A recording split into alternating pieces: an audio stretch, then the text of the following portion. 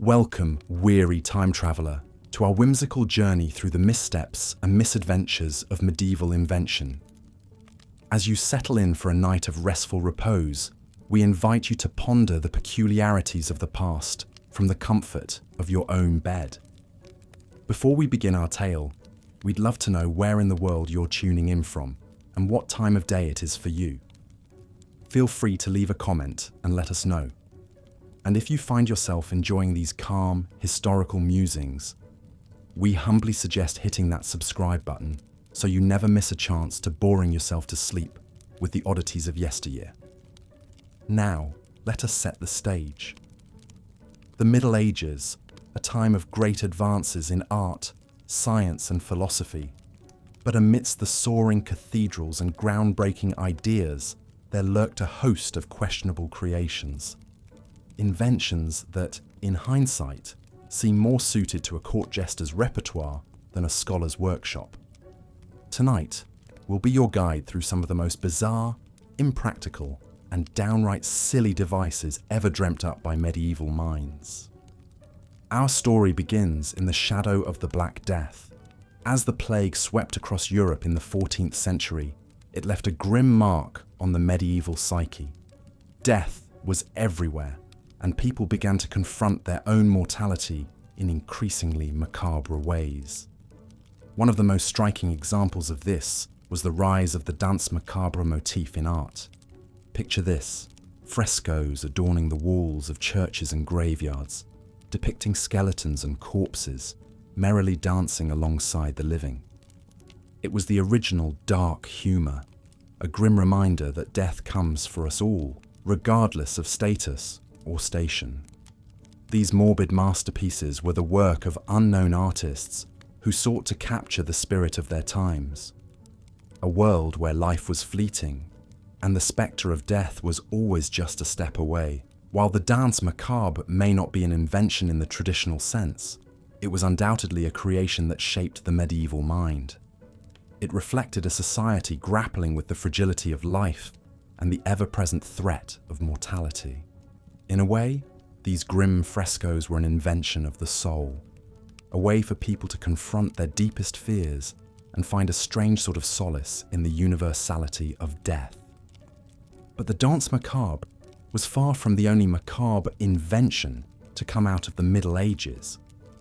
Let us turn our attention now to a device that has captured the imagination of generations, even though it likely never existed in its purported form. The chastity belt. Ah yes, the chastity belt. That mythical contraption supposedly designed to keep women pure while their husbands were off fighting in the Crusades. The idea was simple: a metal girdle locked around the waist, preventing any would-be suitors from accessing the goods, as it were. It's a concept that has been perpetuated in popular culture for centuries, from bawdy medieval jokes to modern-day movies and TV shows. But here's the thing: there's no evidence that chastity belts were ever widely used in medieval times. In fact, the few historical examples that do exist have been shown to be elaborate hoaxes or satirical jokes from the 15th century onwards. So where did this myth come from? It's likely that the idea of the chastity belt originated as a joke among medieval blacksmiths, a way to poke fun at the very real fears of infidelity and sexual impropriety that plagued society at the time. One can imagine a mischievous metalworker forging the first satirical chastity belt, giggling to himself as he imagined the looks on his neighbours' faces when they saw his creation. But as with so many jokes throughout history, the chastity belt took on a life of its own. It became a symbol of the oppression and control of women's bodies, a dark reminder of the ways in which society sought to police female sexuality. And yet, the fact remains that it was never a real device, just a figment of the medieval imagination that has managed to persist for centuries. Moving on from matters of the heart, or rather, the loins, let us now consider a rather peculiar piece of medieval hygiene: the ear spoon. Now, it's no secret that personal cleanliness was not exactly a top priority in the Middle Ages. bathing was infrequent, and people often walked around covered in a layer of grime and sweat that would make modern noses wrinkle in disgust. But amidst all this filth, there was one body part that received special attention: the ears. Enter the ear spoon, also known as an ear pick, a small spoon-shaped tool used to scoop out earwax and other debris from the ear canal. These little implements were often made of precious metals like silver or gold, and were considered a symbol of wealth and status among the nobility. In fact, King Henry VIII of England was known to have a prized collection of ear spoons, which he carried with him wherever he went. One can only imagine the sight of the portly monarch digging around in his ears with a tiny golden spoon, a look of regal concentration on his face. But as amusing as the image may be, it does raise the question: why on earth did medieval people feel the need for a dedicated ear cleaning device? After all, this was a time when people rarely bathed and were perfectly content to walk around covered in all manner of grime. Why the sudden concern for ear hygiene? The answer, it seems, lies in the medieval belief that earwax was a sign of good health. According to the medical texts of the time, a build-up of wax in the ears was thought to indicate a strong constitution and a hearty immune system. As such, people were eager to show off their waxy ears as a badge of honor, and what better way to do so than with a fancy ear spoon? Of course, we now know that earwax is simply a natural byproduct of the ear's self-cleaning process, and that there's no need to go digging around in there with a spoon, or anything else for that matter. But for the medieval elite, the ear spoon was a must-have accessory, a symbol of their refined tastes and superior health. From frivolous ear-cleaning devices, we now turn to a far more macabre aspect of medieval medicine: the use of powdered mummy as a cure-all elixir. Yes, you read that right. Mummy powder, or mumia as it was known, was a highly prized substance in medieval Europe, believed to have powerful healing properties. The origins of this bizarre practice can be traced back to the Arabic medical texts of the early Middle Ages. Arab physicians believed that the bitumen used in the mummification process had medicinal qualities, and so they began prescribing ground-up mummy parts as a treatment for various ailments. This idea eventually made its way to Europe via the Crusades, and by the 14th century, mumia had become a hot commodity among European apothecaries and physicians. The demand for mummy powder was so high that it led to a thriving trade in stolen mummies, with grave robbers and thieves scouring Egyptian tombs for the precious commodity. One of the most famous proponents of mumia was Guy de la Fontaine, a royal physician to the French king, Charles VI. De la Fontaine was known to prescribe mumia for a wide range of ailments, from headaches to epilepsy to plague. But here's the thing: mumia wasn't actually made from real mummies. In fact, most of the mummy powder sold in medieval Europe was a fake, a mixture of various spices, bitumen, and even ground-up animal bones. The idea of consuming actual human remains was simply too taboo, even for the most daring of medieval doctors. Still, the fact remains that mumia was a highly sought-after substance in medieval times, a macabre testament to the lengths people were willing to go to in the name of health and healing. And while we may laugh at the absurdity of it all now, it's important to remember that medieval people were working with the best knowledge and understanding they had at the time. From the dark recesses of medieval medicine, we now turn to a rather more light-hearted invention, the mouth harp. Also known as the Jew's harp, this simple musical instrument consists of a small metal frame with a flexible tongue that the player plucks to create a twanging sound. Despite its name, the mouth harp has no particular connection to Jewish culture. The name is thought to be a corruption of jaw harp, referring to the way the instrument is held against the player's teeth. The mouth harp has a long and fascinating history, with origins stretching back to ancient Asia and references in medieval European texts dating back to the 13th century. But for all its historical significance, there's no denying that the mouth harp is a bit of a silly instrument. To play it, one must hold the frame against the teeth and pluck the tongue with a finger, creating a buzzing, twanging sound that is amplified by the mouth and jaw. It's a skill that requires a fair bit of practice and dexterity, and a willingness to look a bit foolish in the process. In fact, the silliness of the mouth harp was not lost on medieval artists and writers. In a famous drawing from 1481, Leonardo da Vinci depicted a man playing a mouth harp with a comically exaggerated expression, his cheeks puffed out and his eyes bulging as he twanged away at the tiny instrument. But for all its silliness, the mouth harp was a beloved instrument in medieval times. It was portable, easy to make, and required no formal training to play, making it the perfect instrument for travelling minstrels and wandering troubadours.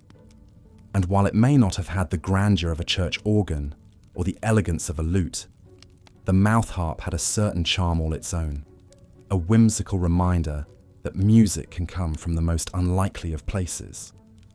From the whimsy of the mouth harp, we now turn to a far more bizarre aspect of medieval life: the practice of putting animals on trial for crimes. Yes, you read that right. In medieval Europe, animals could be hauled into court, assigned lawyers, and even sentenced to death for their alleged misdeeds.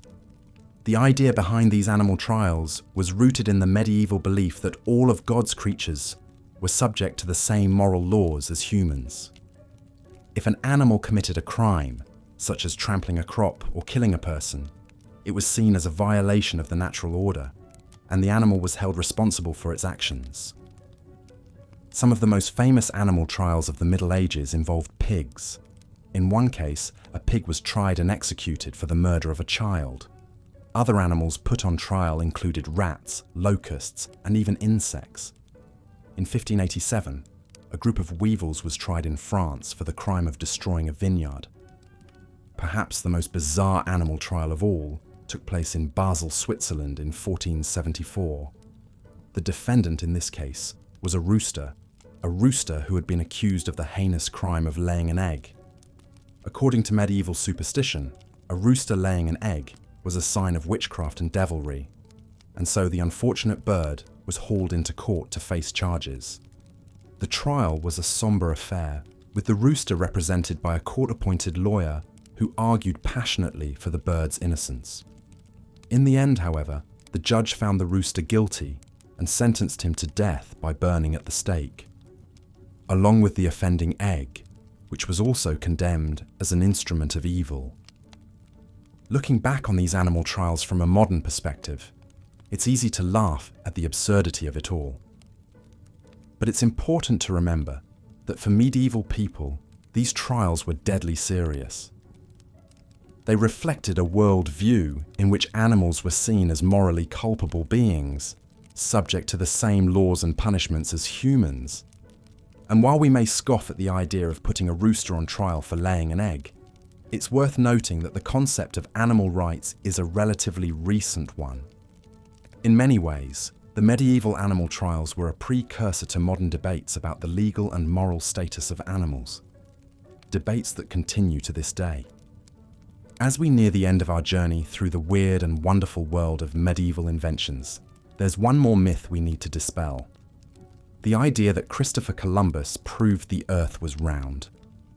This is a persistent piece of historical misinformation that has been taught in schools and repeated in popular culture for generations. But it's simply not true. The reality is that educated people in the Middle Ages already knew the Earth was a globe. This knowledge had been passed down from ancient Greek scholars like Aristotle and Ptolemy, and was widely accepted in medieval universities and centers of learning. In fact, the idea of a flat Earth was more of a fringe belief, held only by a small minority of people. So why has the myth of Columbus and the flat Earth persisted for so long? The answer lies in Columbus's own self-aggrandizing accounts of his voyages. In his letters and journals, Columbus portrayed himself as a bold visionary who had to overcome the ignorance and superstition of his contemporaries in order to prove the Earth was round. But this was a deliberate distortion of the truth. Columbus was not some lone genius fighting against the tide of medieval ignorance. He was a skilled navigator and a shrewd businessman who knew how to sell himself and his ideas to potential backers. And one of the ways he did this was by exaggerating the novelty and significance of his voyages. In reality, Columbus's great innovation was not proving the Earth was round. It was his ability to convince the Spanish crown to fund his expensive and risky expeditions. He did this through a combination of charm, persistence, and outright deception. He fudged his calculations of the distance to Asia, downplayed the risks of the voyage, and made grandiose promises of the riches that awaited in the New World. And even after he had secured funding for his voyages, Columbus continued to use deception to maintain control over his crews. On his first voyage, he kept 2 sets of logs, one for himself, with accurate distances and navigational information, and one for his crew, with deliberately shortened distances to make the journey seem less daunting. In the end, Columbus's legacy is a complicated one. He was undoubtedly a skilled navigator and a brave explorer, but he was also a man who was willing to lie, cheat, and manipulate in order to achieve his goals. And while he may not have proved the Earth was round, he certainly proved that sometimes the greatest inventions are the stories we tell about ourselves. And so, dear listener, we come to the end of our whimsical journey through the annals of medieval invention. From the macabre frescoes of the Danse Macabre to the imaginary chastity belts, from the frivolous ear spoons to the grim trade in mummy powder, we've seen that the Middle Ages were a time of great creativity, even if that creativity sometimes manifested in strange and bizarre ways. But perhaps that's the beauty of human ingenuity. It knows no bounds, and it persists even in the face of ignorance, superstition, and outright absurdity. Whether we're putting roosters on trial or sailing across the ocean in search of new lands, we humans have a knack for dreaming up the impossible and making it real. So as you drift off to sleep, dear listener, we invite you to ponder the peculiarities of the past and the enduring power of the human imagination. May your dreams be filled with dancing skeletons and golden ear spoons, with twanging mouth harps and globe-trotting adventurers. And may you wake in the morning with a newfound appreciation for the strange and wonderful world we inhabit. Good night, sweet prince or princess, and may your medieval dreams be as absurd and delightful as the inventions we've explored together. Until next time, this is your faithful historian signing off. As we've seen, the medieval period was a time of great ingenuity and progress, but it also had its fair share of ridiculous inventions and absurd beliefs. From chastity belts to powdered mummies, medieval people came up with some truly head-scratching ideas. Take the mouth harp, for instance. This small musical instrument, also known as the Jew's harp, originated in Asia but became popular in medieval Europe. It consists of a flexible metal or bamboo tongue attached to a frame. The player places the frame against their parted teeth and plucks the tongue with their finger to produce a twanging sound. While the mouth harp may seem like a harmless diversion, playing it well is surprisingly difficult. The player must find just the right angle and tension to create clear notes, and playing anything more complex than a simple tune requires Herculean jaw strength and dexterity. But perhaps the silliest thing about the mouth harp is the faces players make while using it. Imagine a medieval minstrel entertaining a royal court, cheeks hollowed and eyes bugging out as they struggle to pluck out a halfway decent melody. It's no wonder jesters and fools often carried mouth harps. The instrument itself was practically a punchline. The great Leonardo da Vinci even immortalized the mouth harp's ridiculous appearance in a 1481 drawing titled Portrait of a Man Playing a Jew's Harp. The sketch shows a man with puffed out cheeks and a furrowed brow, deeply concentrated on playing the tiny instrument. Even a genius like Leonardo couldn't help but be amused by the mouth harp's absurdity. But the mouth harp wasn't the only musical invention to raise eyebrows in medieval times. Another was the hurdy-gurdy, a stringed instrument operated by a hand crank. Turning the crank caused a rosined wheel to rub against the strings like a violin bow, producing a droning sound. Pitch was controlled with a small keyboard. The hurdy-gurdy was notoriously difficult to keep in tune and required constant maintenance. Its buzzing bagpipe-like tone either delighted or annoyed, depending on one's taste. Some medieval writers complained of hurdy-gurdy players causing a nuisance and disturbing the peace with their racket. But despite its shortcomings, the hurdy-gurdy became a staple of medieval folk music and was associated with beggars and buskers. It even enjoyed a brief vogue among French nobility in the 18th century, with Marie Antoinette taking lessons on the humble peasant instrument as a form of slumming it. The hurdy-gurdy and the mouth harp may have been impractical and silly, but at least they provided some entertainment value. The same can't be said for animal trials, one of the most head-scratching practices of the medieval period. Yes, you heard that right. In medieval Europe, animals were put on trial for crimes ranging from theft to murder. Pigs, rats, locusts, and even insects found themselves hauled before a court, complete with defense lawyers, witnesses, and a jury of their peers, or at least other animals. One of the most famous animal trials took place in 1457 in Savigny, France, where a rooster was tried and condemned to death for the unnatural crime of laying an egg. The court feared the egg might hatch a basilisk, a legendary reptile said to kill with a single glance.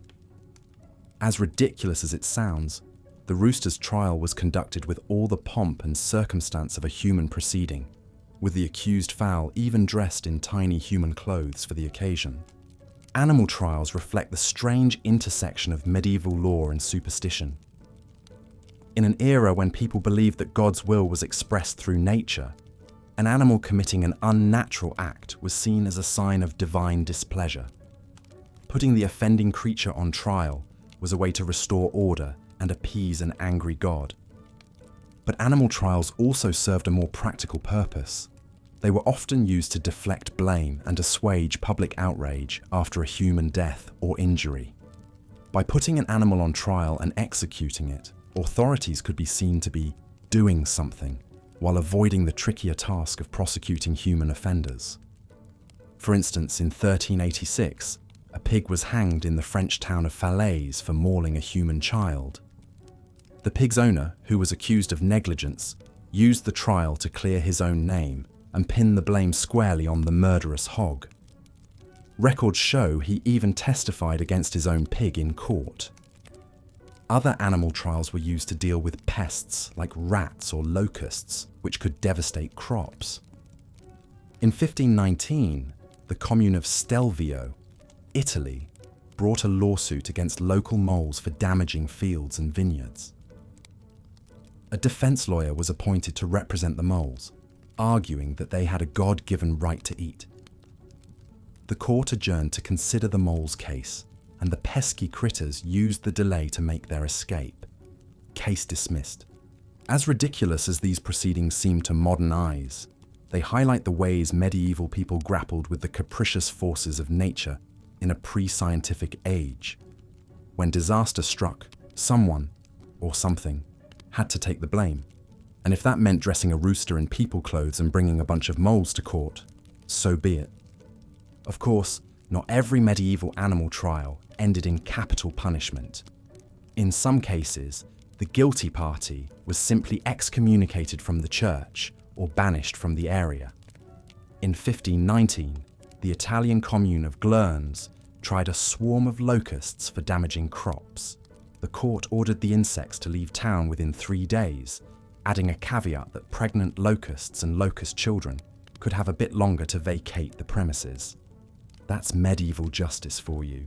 Tough but fair.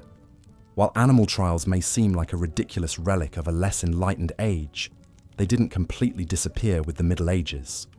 Believe it or not, Animal trials continued well into the 18th century in some parts of Europe and colonial America. In 1750, a female donkey in Vanvres, France, was accused of bestiality with a human male. The donkey was acquitted after a thorough cross-examination revealed her virtue and good character, but her less fortunate human co-defendant was sentenced to death for his shameful crime. One can only imagine the defense lawyer's impassioned closing argument on behalf of the wrongly accused ass.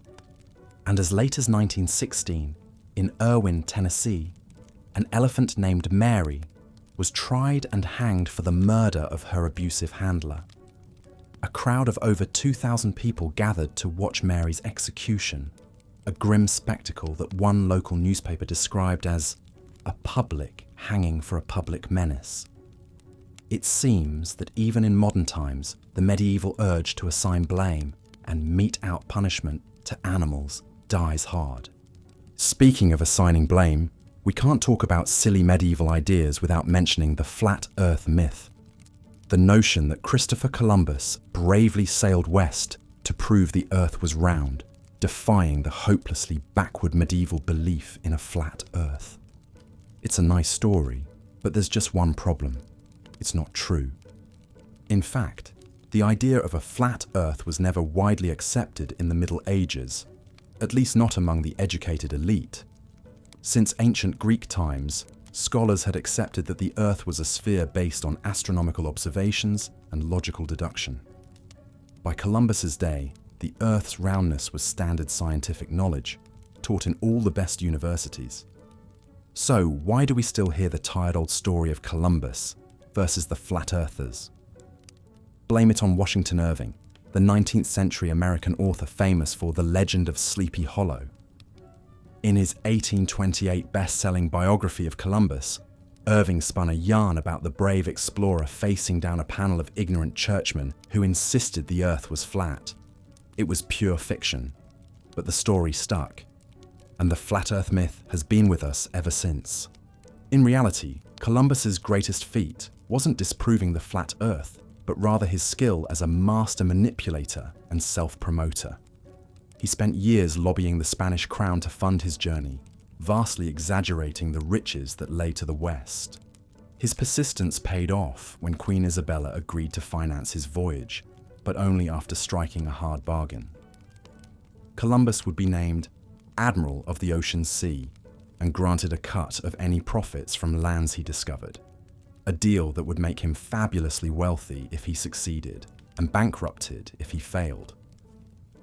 But Columbus's manipulative streak didn't end there. Once at sea, he lied to his crew about the distance they had traveled, lowering the daily mileage in the ship's log to prevent them from panicking about sailing off the edge of the world, which of course they knew wasn't going to happen because, again, medieval people weren't complete idiots. Columbus also claimed to have seen a light on the horizon just days before sighting land, using this evidence to later argue that he, not a lowly crew member, had been the first to spot the New World. Never mind that what Columbus probably saw was a hallucination brought on by sleep deprivation and the stress of command. When it came to self-promotion, Columbus was in a league of his own. So while Columbus may not have proved the earth was round, he certainly mastered the art of spinning a good yarn. In a way, he was just carrying on the medieval tradition of blurring the lines between fact and fiction, science and superstition. For all their silly inventions and strange ideas, perhaps medieval people weren't so different from us after all. As we've seen, the medieval period was a time of great creativity, but also great credulity. From macabre medicines to musical instruments that made you look ridiculous, from animal trials to tall tales about the shape of the earth, medieval people had a knack for coming up with ideas that were as absurd as they were ingenious. But perhaps we shouldn't judge them too harshly. After all, every age has its share of silly superstitions and questionable inventions. And who knows how future generations will look back on some of our own beliefs and gadgets. Will they chuckle at our faith in fad diets and miracle cures? Will they roll their eyes at our obsession with smartphones and social media? Only time will tell. In the end, Maybe the real lesson of medieval foolishness is that human creativity knows no bounds, for better or for worse. Whether we're putting pigs on trial, or sending probes to Mars, building chastity belts, or inventing life-saving vaccines, we humans can't seem to help but to dream up new ways to make sense of our world, even if some of those ways turn out to be completely nonsensical. So the next time you come across a silly idea or a ridiculous invention, whether from medieval times or the modern world, take a moment to appreciate the sheer audacity of the human imagination.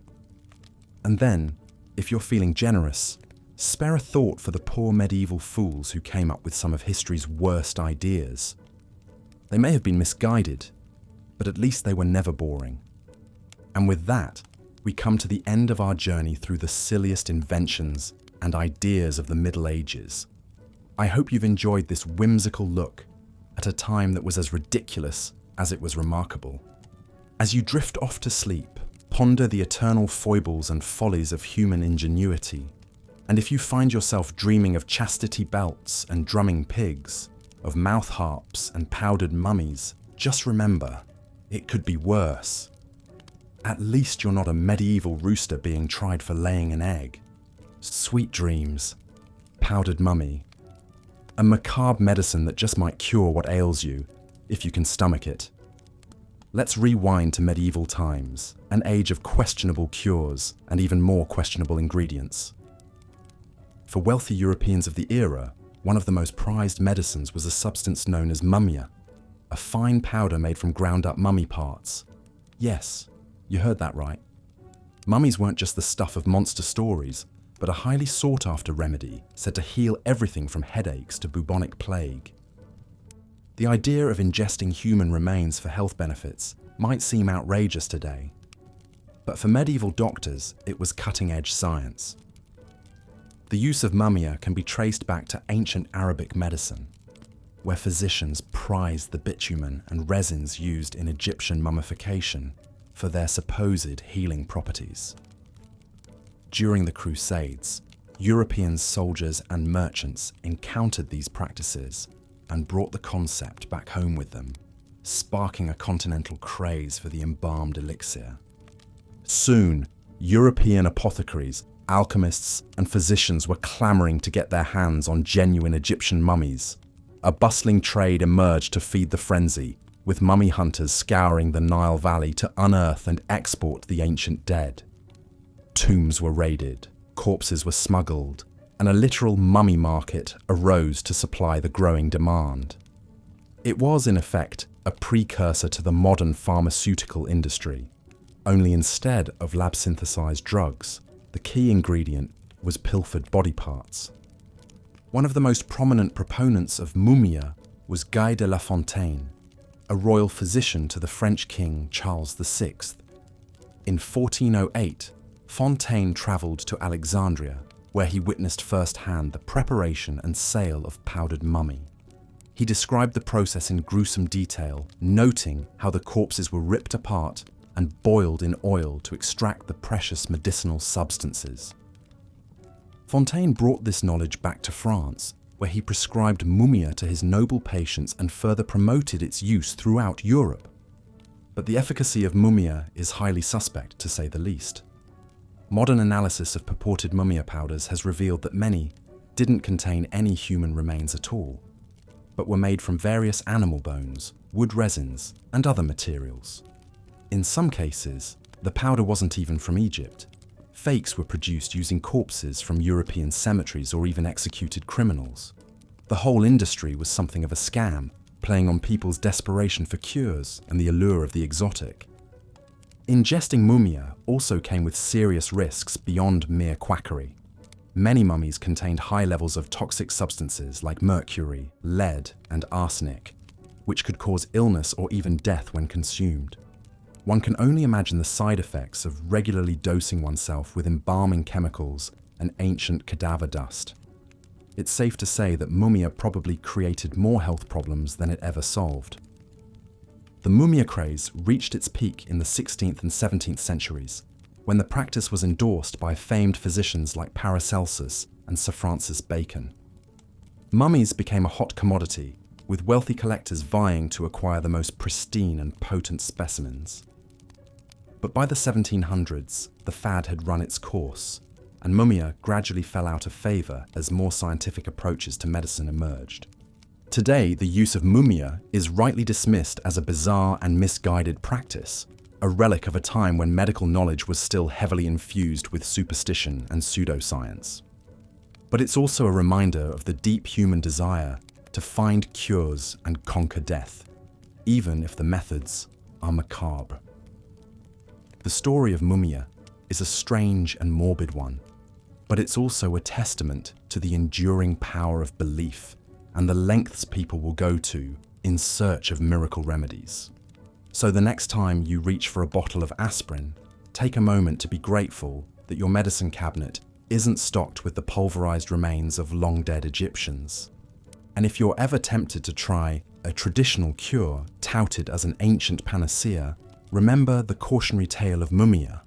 Sometimes the cure really is worse than the disease. But mumia wasn't the only dubious device dreamt up in medieval times. Another invention that surely set some medieval jaws wagging was the mouth harp, also known as the Jew's harp. This small, unassuming instrument produces an oddly twangy sound, but playing it requires contorting your face into some seriously silly expressions. The exact origins of the mouth harp are lost to history, but it seems to have emerged independently in various pockets of Asia and Europe sometime in the Middle Ages. It's a deceptively simple instrument, consisting of a flexible steel or bamboo tongue attached to a frame. The player holds the frame in front of their parted teeth and plucks the tongue, using their mouth as a resonator to amplify and alter the sound. But simple doesn't mean easy to play.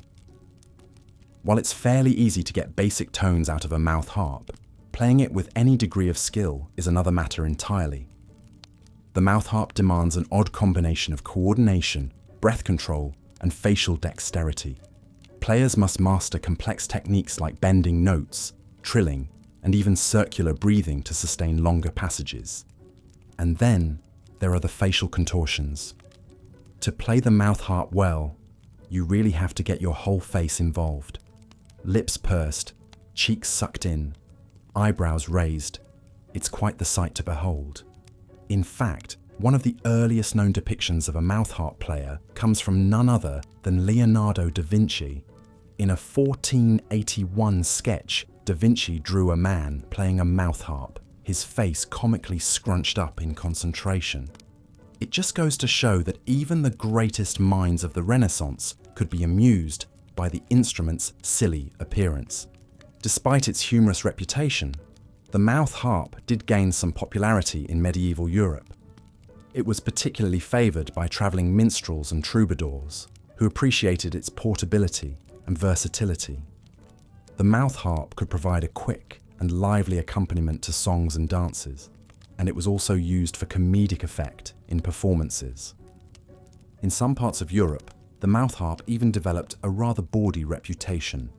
Its twangy, buzzing tone was said to resemble certain bodily functions, and it was often used in ribald songs and jokes. There's even a medieval French poem that compares the sound of a mouth harp to the noise of a fly trapped in a lady's posterior. Such was the level of humour in the Middle Ages. But the mouth harp was more than just a musical novelty. In some cultures, it was imbued with spiritual and mystical significance. In Siberia, for example, shamans used mouth harps in healing rituals, believing the instrument's vibrations could realign the body's energy and cure ailments.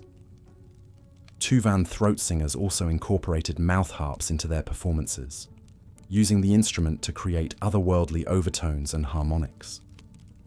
Today, the mouth harp is experiencing something of a renaissance, particularly in the world of experimental and alternative music. Artists like Björk, Tom Waits, and The Who have all featured the instrument in their recordings, and there's a growing community of mouth harp enthusiasts around the globe. But for all its newfound popularity, the mouth harp remains a rather odd and acquired taste. Its distinctive sound and challenging playing technique put it firmly in the category of love it or hate it. And there's still no getting around the fact that playing it makes you look a bit goofy. But perhaps that's part of the mouth harp's enduring charm. It's a reminder not to take ourselves too seriously, even in the pursuit of art. So if you ever find yourself at a medieval-themed party or an avant-garde music festival, keep an ear out for the telltale twang of the mouth harp. And if you're feeling brave, maybe give it a try yourself. Just be prepared for some sore cheeks and funny looks. The medieval inventors of the mouth harp certainly didn't mind looking a little silly in the name of entertainment. But looking foolish was the least of people's worries in the Middle Ages, especially when the law got involved. In fact, medieval legal systems had a rather bizarre way of dealing with certain crimes, putting animals on trial. Yes, you read that right. Throughout medieval Europe, there are recorded instances of pigs, rats, locusts, and even roosters being hauled into court to face charges. To our modern sensibilities, the idea of trying an animal for a crime seems utterly absurd. After all, animals can't understand human laws or moral codes, let alone mount a legal defense. But in the Middle Ages, the lines between human and animal were often blurred, and there was a widespread belief that all of God's creatures were subject to divine law. The most common animals put on trial were pigs, usually for the crime of killing or injuring a human, often a child. Pigs were a ubiquitous presence in medieval towns and villages, often roaming freely and mingling with the human population. Inevitably, accidents and altercations occurred, and when a pig was implicated in a serious incident, it was not uncommon for the animal to be arrested and brought to court. These porcine proceedings were conducted with all the pomp and circumstance of a human trial. The accused pig would be dressed in human clothes, placed in a special cage or pen, and even assigned a lawyer to argue its case. Witnesses would be called, evidence would be presented, and the pig's fate would be decided by a jury of its human peers. If found guilty, the punishment for a pig was usually execution, often by hanging, but sometimes by more gruesome methods like being buried alive or burned at the stake. In some cases, the pig's owner might also face penalties, either for negligence in allowing the animal to run amok, or for the cost of housing and feeding the pig during its trial. But pigs weren't the only defendants in these bizarre animal courts. In 1457, a rooster in Basel, Switzerland, was put on trial for the heinous crime of laying an egg. The egg in question was deemed unnatural and possibly even demonic, as it was widely believed that only hens could lay eggs. The rooster, along with its mysterious egg, were burned at the stake as a warning against such ungodly aberrations. Other frequent animal defendants included rats and locusts, which were often charged with destroying crops or infesting granaries. These vermin trials could take on an almost farcical air, with lawyers arguing passionately on behalf of their tiny clients and judges issuing solemn rulings on the fate of the accused creatures. In one famous case from the early 16th century, the town of Autun, France was besieged by a plague of rats. The townspeople took the matter to court, appointing a lawyer to defend the rats and another to prosecute them. The trial dragged on for months, with the defense lawyer arguing that the rats had not been properly summoned to court and that their rights were being violated. In the end, the rats were acquitted, but only because the townsfolk had failed to provide them with a suitable alternative place to live. As amusing as these animal trials may seem to us today, they reflect a very different way of thinking about the natural world and the role of law in society. For medieval people, the idea that animals could be held accountable for their actions was not so far-fetched. After all, if God had created all living things, then surely they were all subject to his judgment. There was also a practical element to these trials.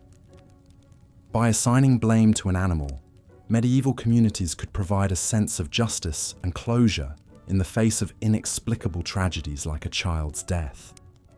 The public spectacle of an animal trial also served as a warning and a deterrent, reminding people to keep a close eye on their livestock and pets. But perhaps the most fascinating aspect of medieval animal trials is what they reveal about the blurry boundaries between human and animal in the medieval imagination. By putting animals on trial, medieval people were in a sense acknowledging their capacity for agency, will, and even moral responsibility. It was a strange and contradictory view, to be sure. Animals could be tried and punished like humans, but they were still considered fundamentally inferior and subject to human dominion. In the end, the practice of animal trials gradually faded away as legal systems became more codified and scientific understanding of animal behavior advanced. But the legacy of these bizarre proceedings lives on in our collective memory, a reminder of a time when the line between man and beast was not so clear-cut. So the next time your cat knocks over a vase or your dog chews up a shoe, be thankful that we've moved beyond the era of animal trials. In the Middle Ages, your mischievous pet might have found itself in the dock, facing a jury of stern-faced humans. It's a silly thought, but also a sobering reminder of how far our understanding of the animal world has come, and how much further we still have to go. Of course, sometimes it's not just our understanding of animals that's a bit misguided. It's our understanding of the world itself. Take, for example, the persistent myth that medieval people believed the earth was flat. It's a common misconception, often trotted out to demonstrate the supposed ignorance and backwardness of the Middle Ages. But the reality is quite different. The idea that Christopher Columbus had to convince a skeptical world that the earth was round is a popular bit of historical fiction, but it's just that, fiction. In fact, by Columbus's time, the notion of a spherical earth had been widely accepted by scholars and navigators for centuries. The ancient Greeks were the first to propose the idea of a round earth, based on observations of lunar eclipses and the curved shadow of the earth on the moon. By the time of Aristotle in the 4th century BCE, the concept of a spherical earth was well established in Greek science and philosophy. This knowledge was passed down through the centuries, preserved and expanded upon by Islamic scholars during the Middle Ages. Thinkers like al-Biruni and Avicenna wrote extensively about the Earth's shape and size, using mathematical calculations and astronomical observations to refine their understanding. So if medieval scholars knew the Earth was round, why do we still cling to the idea of a flat Earth Columbus? The myth seems to have originated in the 19th century, when writers like Washington Irving and Antoine Jean Letron popularized the story of Columbus's supposed battle against ignorance and superstition. In reality, Columbus's great innovation was not his belief in a round Earth, but his wildly inaccurate estimates of the Earth's size. Columbus convinced himself, and more importantly the Spanish crown, that the distance from Europe to Asia was much shorter than it actually was. He argued that by sailing west across the Atlantic, he could reach the riches of the East much faster than the traditional overland route. In this sense, Columbus was less a visionary scientist than a master manipulator, able to sell a dubious geographical theory to secure funding for his ambitious voyages. And when he finally did reach land in the Caribbean, Columbus stubbornly clung to the belief that he had indeed reached Asia, despite mounting evidence to the contrary. Columbus's willingness to bend the truth didn't stop there. On his first voyage, he kept 2 sets of logs, one accurate record for himself and one with fudged numbers to show his crew. By consistently underreporting the distance they had traveled each day, Columbus could keep his men from realizing just how far from home they really were. It's a bit ironic, then, that Columbus has come to be associated with the triumph of scientific truth over medieval superstition. In reality, he was a man who relied more on bluster and deception than on facts and reason. He may have been a skilled navigator and a brave explorer, but he was hardly a paragon of scientific virtue. The myth of the flat Earth Columbus is a reminder of how our understanding of history can be shaped by the agendas and assumptions of those who write it. It's a story that says more about the prejudices of the 19th century than it does about the realities of the 15th. But it's also a story that underscores the enduring power of a good narrative. The idea of a lone visionary fighting against the tide of ignorance is a compelling one, even if it doesn't quite match up with the facts. And in the end, perhaps that's the real lesson of the flat Earth myth, that sometimes a well-told story can be more powerful than the truth. As we've seen throughout our journey into the weird and wonderful world of medieval inventions, the Middle Ages were a time of great creativity and ingenuity, even if some of those creations were a bit misguided. From macabre medicines to animal trials, medieval people were constantly pushing the boundaries of what was possible, even if they sometimes stumbled into the absurd. But that's the thing about human innovation. It's not always a straight line from A to B. Sometimes we have to wander down a few dead ends before we find the path forward. And sometimes those dead ends can be pretty entertaining in their own right. After all, who wouldn't want to hear the story of a pig on trial or a rooster burned at the stake for laying an egg?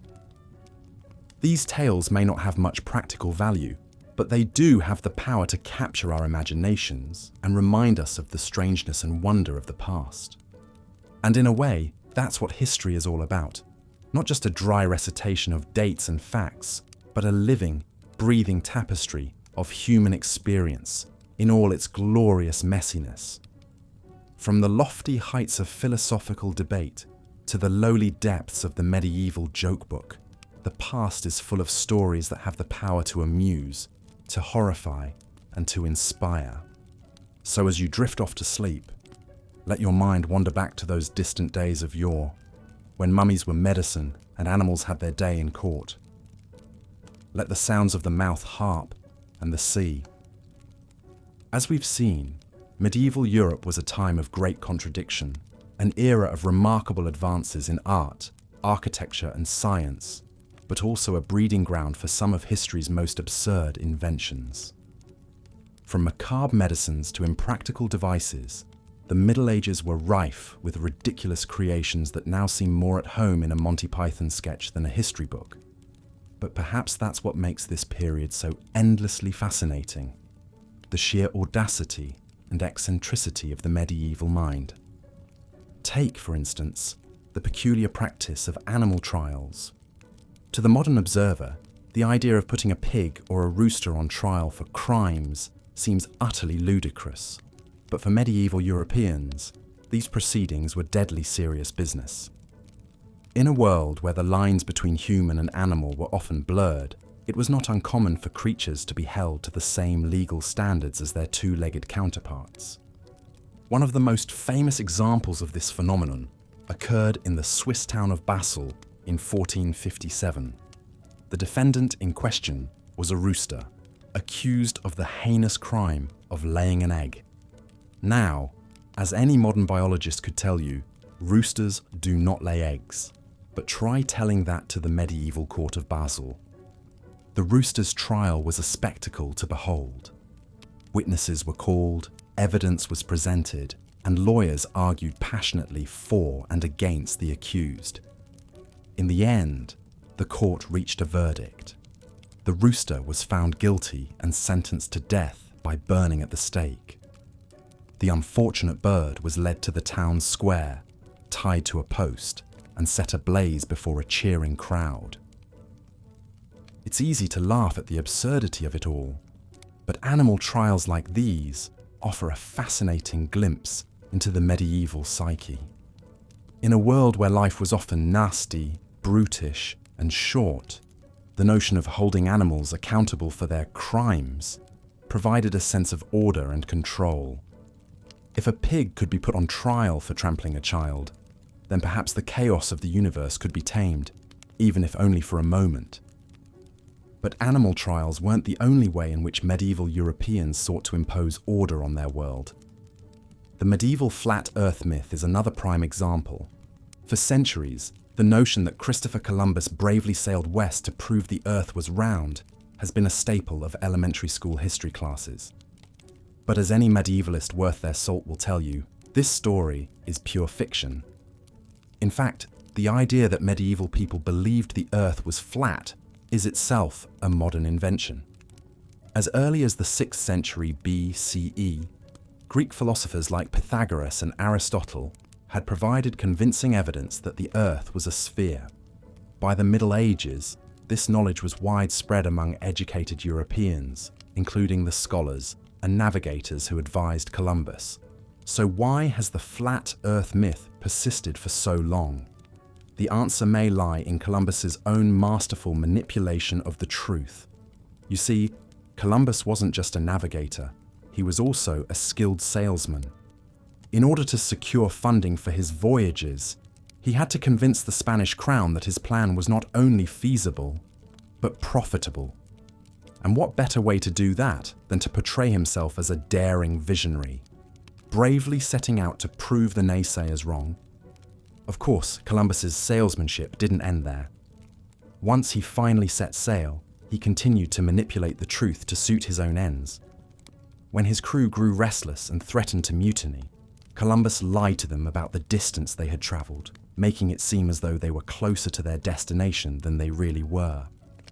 In this way, he managed to keep his men in line and complete his historic voyage.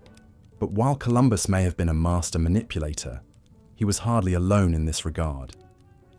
Throughout the Middle Ages, people at all levels of society used deception and misdirection to get what they wanted. From the lowliest peasant to the highest king, the ability to bend the truth was a valuable skill in a world where power was often wielded through cunning rather than brute force. And so, we come to the end of our journey through the worst inventions of the Middle Ages.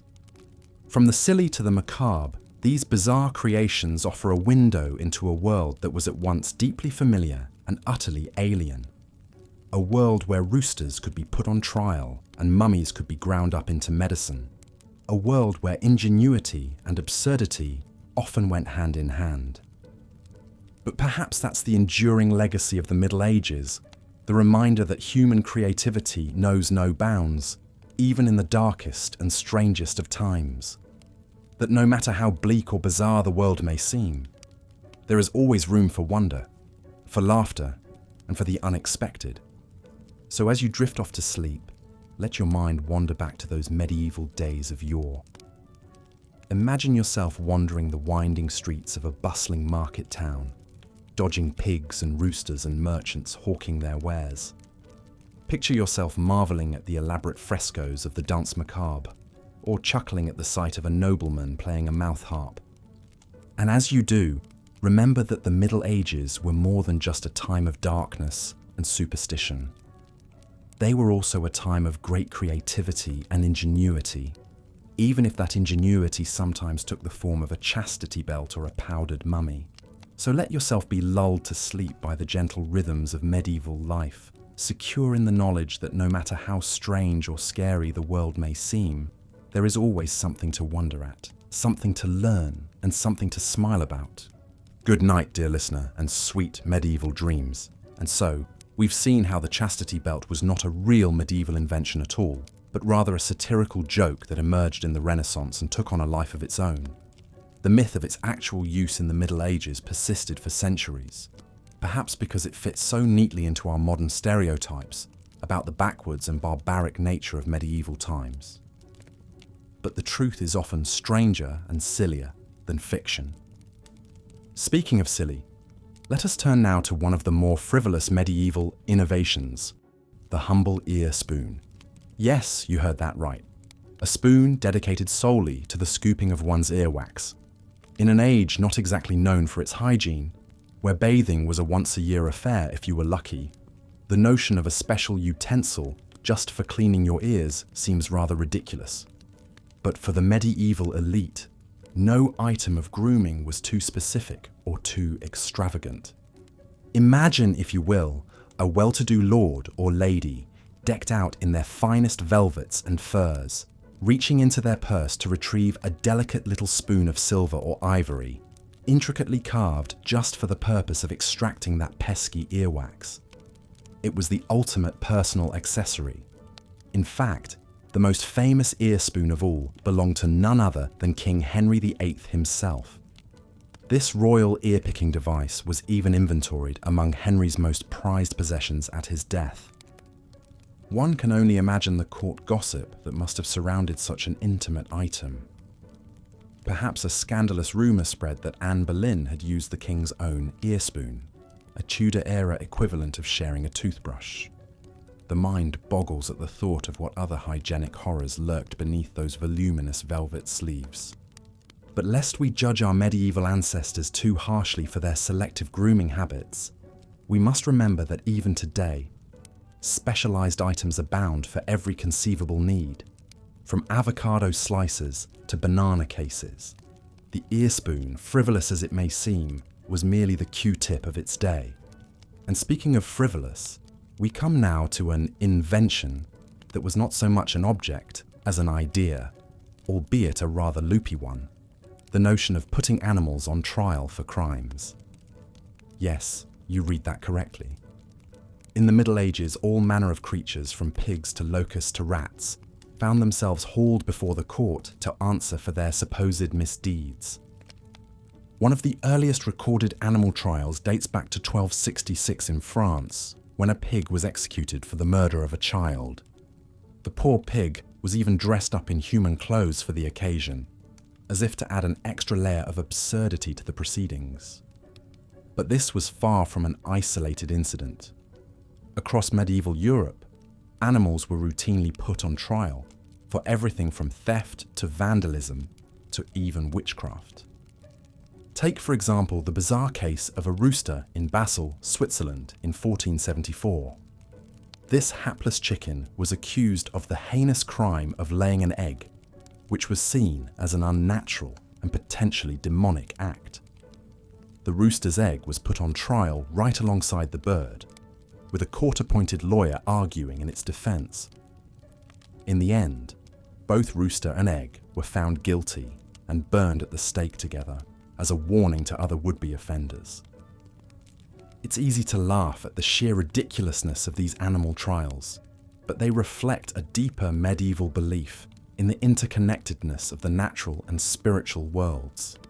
Animals were seen as creatures capable of moral choices and subject to divine law, just like humans. In a way, putting them on trial was a backhanded acknowledgement of their agency and importance. Of course, our modern sensibilities rightly balk at the idea of executing a pig in human clothing or burning a rooster for the crime of laying an egg. These trials may have been conducted with all the pomp and circumstance of a human court case, but they were ultimately a reflection of the rather superstitious and unscientific medieval worldview. And speaking of unscientific worldviews, we would be remiss not to mention one of the most persistent myths about the Middle Ages: the notion that people back then believed the earth was flat. This idea has become so ingrained in popular culture that it's often taken as a given, a symbol of the backwardness and ignorance of our ancestors. But here's the thing, it's simply not true. Contrary to popular belief, the idea of a flat earth was not some universal medieval dogma. In fact, educated people in the Middle Ages were well aware that the earth was a sphere. This knowledge dated all the way back to ancient Greek thinkers like Aristotle and Ptolemy, and it was never really lost in the West. So where did this myth of medieval flat earthers come from? Ironically, it seems to have originated in the 19th century, when some writers and historians were eager to paint a stark contrast between the dark ages of medieval times and the enlightened modern era. The flat earth myth was a way of emphasizing how far humanity had supposedly come. But in reality, the notion of a flat earth was never a mainstream belief in the Middle Ages. Even that most famous of medieval flat earthers, Christopher Columbus, knew full well that the earth was round. His innovation was not proving the earth's sphericity, but rather his audacious plan to reach the east by sailing west, a scheme he sold to the Spanish crown with all the skill of a master manipulator. Indeed, Columbus's real invention may have been his ability to spin a good yarn. He swindled Queen Isabella with wild tales of the riches that lay in the east, promising her a share of the profits from his voyage. And when his crew grew restless on the long journey across the Atlantic, Columbus even lied to them about the distance they had traveled, altering his navigational logs to make it seem like they were closer to their goal than they really were. In the end, Columbus may have been a brilliant navigator and a brave explorer, but his true genius lay in his ability to deceive and persuade. He may not have discovered a new world, but he certainly invented a new way of selling one. And so, as we come to the end of our whirlwind tour through some of the worst and wackiest inventions of the Middle Ages, we are left with a sense of the absurdity and ingenuity of the human spirit. From the chastity belt that never was, to the ear spoon that cleaned the royal wax, to the animal trials that put pigs in the dock, to the flat earth myth that was no myth at all, medieval times were a mixed bag of the brilliant and the ridiculous. But perhaps that is the enduring charm of this era, the way it reflects both the heights and the depths of human creativity. In a time of great progress and great superstition, of soaring cathedrals and bizarre beliefs, medieval inventors were not afraid to let their imaginations run wild, even if the results were sometimes more silly than sensible.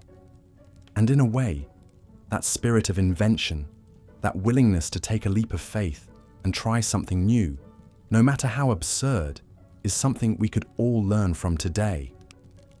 In a world that often feels like it's spinning out of control, maybe we need a little more of that medieval madness, that ability to look at the world sideways and come up with a solution that's so crazy it just might work. So the next time you find yourself facing a problem that seems insurmountable, ask yourself, what would a medieval inventor do? Would they reach for the chastity belt or the ear spoon?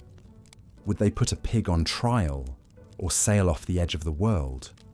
Or would they, like Columbus, spin a tall tale and make it come true through sheer force of will? The answer, of course, is up to you. But as we drift off to sleep, let us dream of a world where anything is possible, where even the silliest idea can change the course of history. Let us embrace the spirit of the medieval inventor, and let our imaginations soar to new heights, even if we occasionally fall flat on our faces. Sweet dreams, dear listener. And may your medieval inventions be more brilliant than bizarre. Good night, and pleasant journeys through the mists of time. Certainly, let's continue the script for the worst inventions from medieval times. Boring history for sleep. The year was 1457 in the charming village of Lausanne, Switzerland. Imagine a picturesque medieval town nestled at the foot of the Alps, with cobblestone streets winding between half-timbered houses. But on this particular day, the peaceful village was abuzz with unusual activity. A crowd had gathered around the town square, murmuring with anticipation. But this was no ordinary public spectacle. Oh no, for today, a rooster was on trial. Yes, you heard that right. A rooster, a simple barnyard bird, was the defendant in a court of law. The charge, laying an egg. Now, as any medieval peasant could tell you, roosters don't typically lay eggs. That's a hen's job.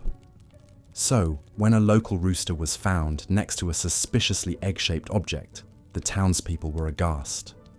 Clearly, this was no ordinary egg, but a sure sign of dark magic and devilry.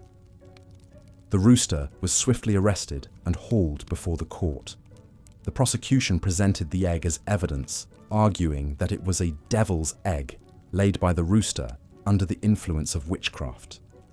The defense, a presumably very confused lawyer, tried to argue that the rooster was innocent and that the egg was simply a bizarre but natural occurrence. But the court would have none of it. In a solemn proceeding, the rooster was convicted of sorcery and sentenced to death. The method of execution, burning at the stake, the same fate that awaited convicted witches. And so, the unfortunate rooster met a fiery end, condemned by the absurd logic of the medieval justice system. As ridiculous as it may seem to modern sensibilities, animal trials like this one were not uncommon in medieval Europe. Records show legal proceedings against all manner of creatures, from rats to locusts to weevils. In 1474, a rooster in Basel, Switzerland, was similarly tried and executed for laying an egg. It seems that egg-laying roosters were a particular concern. But why go through the trouble of a full legal proceeding? Why not simply dispatch the offending animal and be done with it? Well, in the medieval world view, animals were seen as subject to the law just like humans. If an animal committed what was seen as a crime, it was given its day in court. There was also a religious element to these trials. Animals exhibiting strange behaviors, like our egg-laying rooster, were often seen as being possessed by demons. A trial and execution was a way to rid the community of this evil influence. Never mind that the real cause was likely a simple biological quirk, a hen that looked like a rooster, for example. In some cases, the animals were appointed defense lawyers and witnesses were called to testify. The proceedings could be quite elaborate, with the accused creature brought before the court in a cage or restraints. In one famous case from 1522, a group of rats was put on trial for infesting a German town. The rat's lawyer argued that his clients had not been properly notified of the proceedings, and the trial was postponed to give them time to prepare a defense. Of course, the outcomes of these trials were usually a foregone conclusion. Just as our poor Swiss rooster was never going to escape the flames, the rats of Germany were unlikely to be acquitted. The real purpose of these proceedings seems to have been to restore a sense of order and justice in a world that could often feel chaotic and unpredictable. By putting animals on trial, medieval people were asserting their dominance over the natural world. They were also grappling with questions of free will, guilt, and punishment, weighty matters that have preoccupied legal minds for centuries. In a way, these animal trials were a reflection of the deeply held belief that everything, from the lowliest insect to the loftiest human, was subject to divine and earthly laws. So the next time you crack an egg for your breakfast, spare a thought for our unfortunate medieval rooster. Though his trial and execution may seem laughable today, it reflects a worldview that was deeply serious to those who held it. And while we may have moved on from putting animals in the dock, the questions of justice and culpability that animated these proceedings are still very much with us today.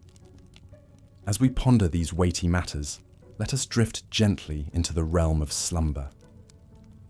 Like the misunderstood rooster of Lausanne, may we find peace in our dreams, free from the judgment of the waking world.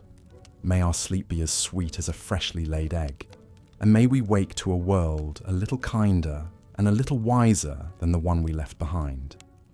Good night, dear listener, and pleasant medieval dreams.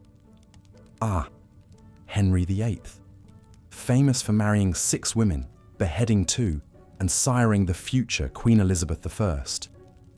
But did you know that one of the eccentric English monarch's most prized possessions was a spoon? That's right, a bejeweled ear spoon he used to scoop the wax from his royal eardrums. Henry was known to always keep his trusty ear spoon close at hand, hanging from a belt or necklace. Lest you think Henry was uniquely fastidious about his ears, ear spoons were actually a common accessory for medieval nobility. These slender implements, made from precious metals and stones, were the medieval equivalent of today's cotton swabs. Since the Middle Ages lacked effective hygiene practices by modern standards, it may seem odd that the upper classes were so concerned with earwax. Yet a clean ear canal was apparently an emblem of status and refinement. Noble knights and ladies proudly displayed their delicate ear spoons at court like jewellery. Detailed records of Henry VIII's belongings at his death reveal dozens of these auricular cleaners, some crafted from gold with pearl or ruby decorations. King Henry bequeathed several ear spoons to his daughters Queen Mary I and Queen Elizabeth I in his will. While swords and lances were a knight's weapons on the battlefield, an ear spoon was his secret weapon in the medieval dating arena. Speaking of dubious medieval devices, let's turn now to one of the most infamous inventions of the era, or perhaps we should say non-inventions. I'm referring to the chastity belt, that metallic contraption of locks and hinges supposedly designed to protect the virtue of maidens and the fidelity of wives. You've likely seen gag gift or prank versions of these mythical underwear.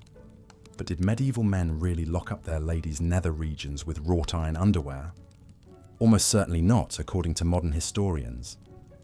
While a handful of real metal chastity belts from medieval Europe do exist in museums today, most experts believe these were satirical novelties rather than actual devices used to ensure female chastity. References to chastity belts as a wearable anti-seduction device first appeared in 15th century European poetry as a symbol of fidelity, not a real physical apparatus. One of the earliest known depictions of a chastity belt comes from a 1405 drawing in a work of political allegory. The satirical poem Belle Fortis features a comical sketch of a woman wearing a metal bikini bottom and a man with a key. The implication was that only her husband possessed the key to her ahim, heart. It seems this fanciful invention originated as a bawdy Renaissance joke that men told about locking down their wives. The myth of the chastity belt's actual use arose centuries later in the 1800s.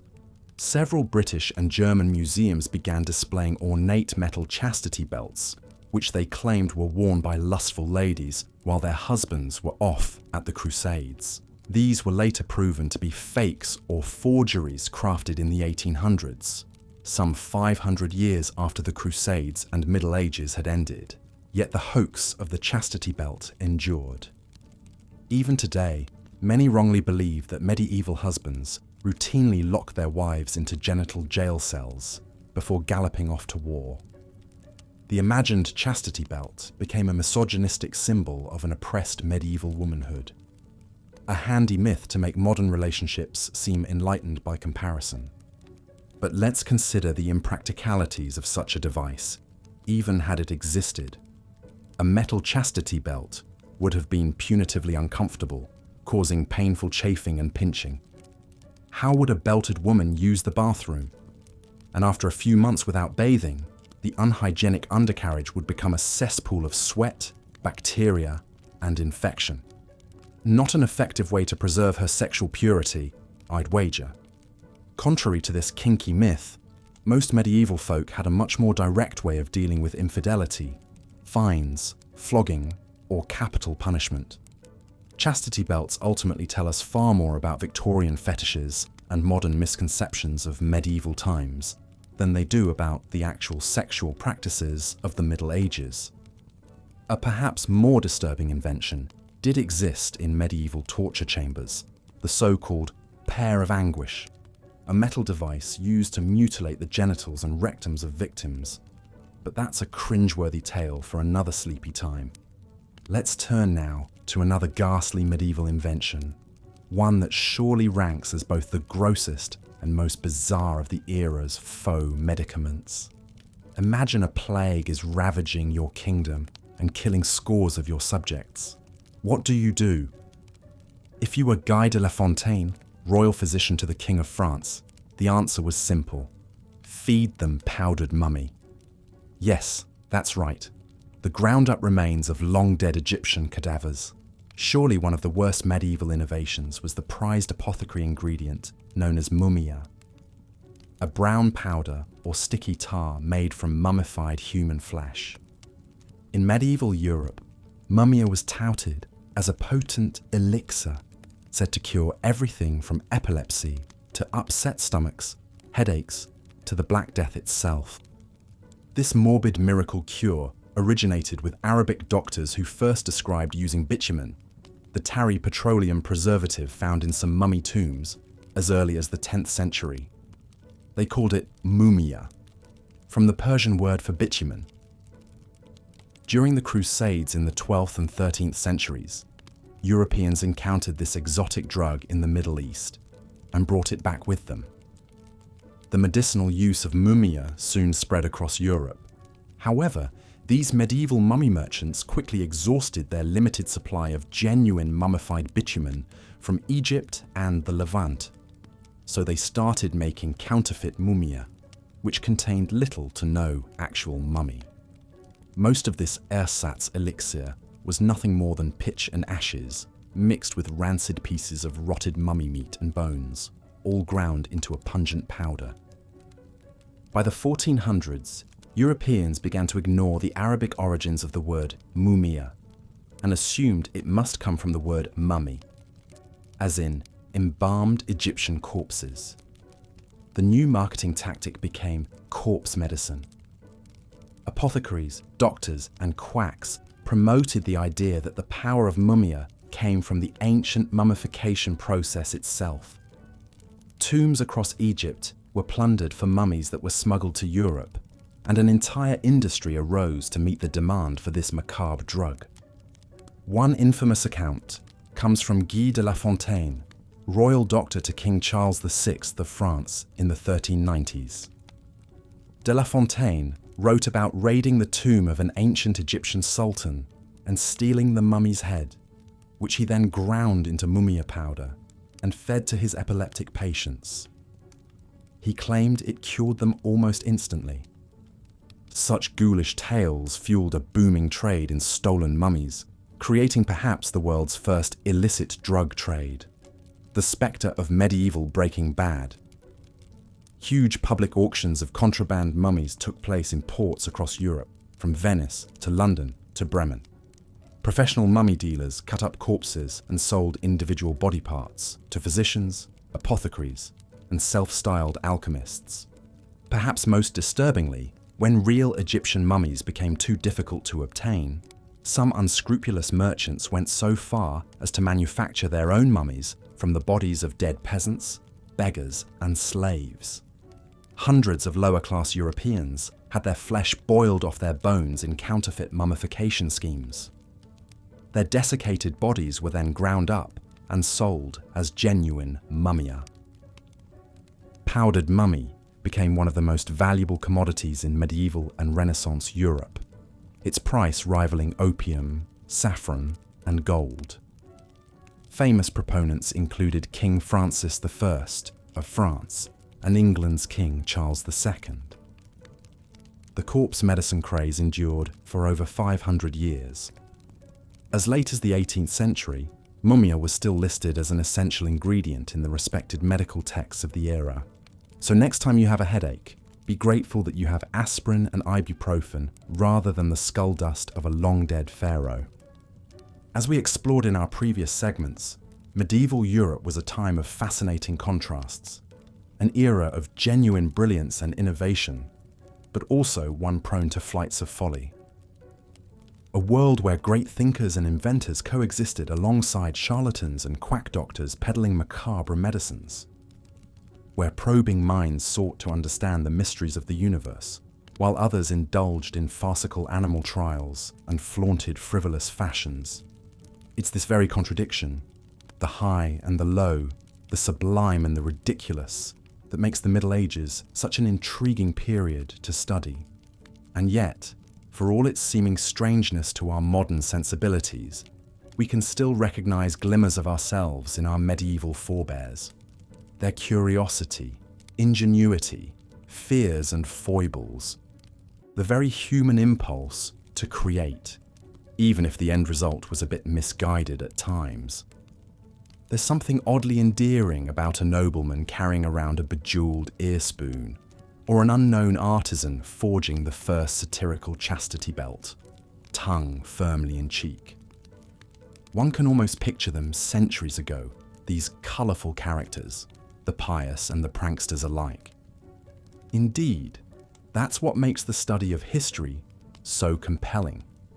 This sense of connection with our distant ancestors, the ability to imagine ourselves in their shoes, walking the same earth, grappling with timeless questions and concerns, to ponder what they might think of our own modern world with its wonders and worries. Would they be amazed by our advances or amused by our own occasional absurdities? But I digress. The hour grows late, and the mists of time grow thick. As we wind our way through these drowsy medieval byways, I sense it's time we draw our journey to a close. So let us linger a moment longer, here in this realm of valiant knights and villainous plagues, of earnest alchemists and eccentric artists. And as we do, perhaps we'll find that the Middle Ages have one final lesson to teach us: the importance of appreciating the grand tapestry of human experience in all its richness and complexity. The light and the darkness, the lofty aspirations and the endearingly human limitations. And so, my fellow traveller, I bid you rest. Let the images of prancing skeletons and pestilent pigs, of rooster trials and royal ear spoons, dance merrily through your dreams. May you wake in the morning with a renewed sense of wonder at the marvellous, confounding pageant of history. And if perchance you find yourself reaching for a powdered mummy elixir, well, perhaps think twice and brew yourself a soothing cup of chamomile tea instead. Good night, dear listener. Good night, and sweet medieval dreams to you from all of us here at Boring History for Sleep. Until next time, when we meet again on some other forgotten byway of the human story. When once more we'll dim the lights, fluff the pillows, and let the sands of time softly lull us to slumber. Meanwhile, another afflicted town had gotten creative in dealing with their supposed locust perpetrators. In 1545, the rural burg of Saint-Julien, France, was suffering from a devastating swarm of locusts stripping bare their crops and fields. At their wits' end, the villagers convened and appointed a local lawyer to serve as the defense advocate for the locusts. This lawyer, a man by the name of Barthélemy de Chassaneuz, found himself in the unenviable position of having to defend a ravenous swarm of insects. In his most famous argument, Chassaneuz declared that the locusts had as much a God-given right to eat as the villagers did. It was the first, and perhaps only, time the sharing is caring defense was invoked in a court of law. But Chassaneuz didn't stop there. He also argued that the locusts could not be tried en masse, but instead each individual locust had to be tried separately. Can you imagine the paperwork? The court docket alone would have been longer than the list of plagues in the Old Testament. The prosecution, likely seeing visions of a retirement spent individually cross-examining every last locust, had little choice but to concede defeat.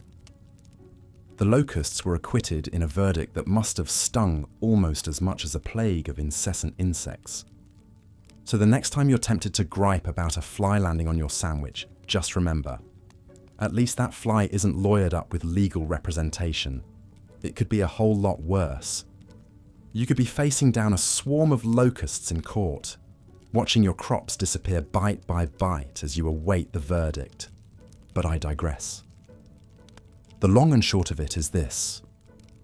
For our medieval ancestors, the notion of animal free will and moral culpability ran surprisingly deep.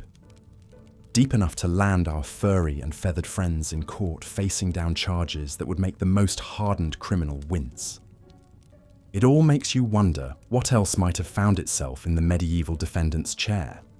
A mischievous goat accused of vandalism, a lazy donkey charged with slacking on the job, a rooster crowing too early in the morn.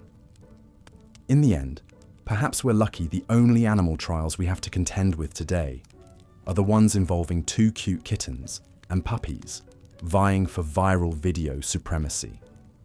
From locusts lawyering up to pigs going to the pen for their crimes, the weird world of medieval animal trials never ceases to astound. But as wacky as putting pests in prison might seem, it's far from the only outrageous notion to come out of the Middle Ages.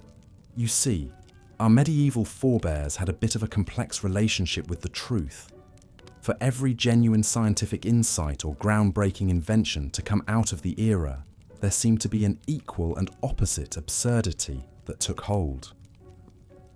And one of the most enduring myths of the Middle Ages is the idea that everyone back then thought the Earth was flat. We've all heard the apocryphal tale. The brave explorer Christopher Columbus defied the flat Earth dogma of his day and daringly set sail to prove the world was round. It's a tidy narrative, but there's just one problem. It's utter nonsense. You see, by Columbus's time in the 15th century, the idea of a spherical Earth was already old news. Ancient Greek thinkers like Pythagoras and Aristotle had cottoned onto the globe truth a good 2,000 years earlier. Heck, by around 240 BC, the Greek astronomer Eratosthenes had already calculated the Earth's circumference to within a few percent. That's some seriously well-rounded knowledge for supposedly flat-minded times. So, if any learned soul worth their salt already knew the Earth was more ball than board, what was Columbus's deal? Why all the flat Earth hubbub? Well, it turns out Columbus's real stroke of genius wasn't proving the Earth's curvature. It was proving his own talent for bending the truth. You have to remember, Columbus was a man on a mission. He was convinced he could reach the riches of Asia by sailing west across the Atlantic. The trouble was, the naysayers were convinced Columbus would fall off the edge of the world trying. At least, that's how the story goes. In reality, Columbus's critics were less worried about the world ending and more concerned with the sheer distance of the journey. They simply, and rightly, thought he was lowballing how far it would be to reach Asia based on an underestimate of the Earth's size. Little did they know, Columbus had a trick up his sleeve to navigate their nagging concerns. In one of history's boldest bluffs, Columbus managed to convince the Spanish crown to back his venture by doing what all good gamblers do. He doubled down on his story. Knowing his voyage would be a tough sell, Columbus simply cherry-picked the lowest possible estimate for the Earth's circumference, effectively shrinking the globe to a more manageable size. It was a masterful manipulation. By making the world seem smaller, Columbus made his voyage appear far less daunting. Instead of a death-defying odyssey into the unknown, suddenly Columbus was selling a pleasure cruise to the provinces of Asia. All he needed was a little royal rubber stamping to get his expedition underway. And so, in perhaps the greatest geographic grift of all time, Columbus set sail in 1492 with the blessing and bankrolling of the Spanish monarchy. But Columbus' truth-bending didn't stop there. No, he was just getting started. As Columbus and his crew plunged headlong into uncharted waters, the days at sea began to stack up like so many waves on the horizon. Mile after mile, league after league, the wide expanse of the Atlantic stretched on without end. At least not the end Columbus had promised his increasingly homesick men. With each passing day, Columbus's crew grew more restless, more doubtful of their captain's bold assurances. Knowing his ship was sailing straight into the teeth of a mutiny, Columbus reached into his bag of tricks once more. It was time to get creative with the truth. Faced with the terrifying prospect of being thrown overboard by his own men, Columbus began a dangerous game. Each night, he would surreptitiously log 2 distances in his captain's journal, one reflecting the actual distance traveled that day, and one, well, substantially less than that. Columbus knew if his crew discovered just how far they had sailed without a whiff of land in sight, he'd be fish food faster than you could say, Marco Polo.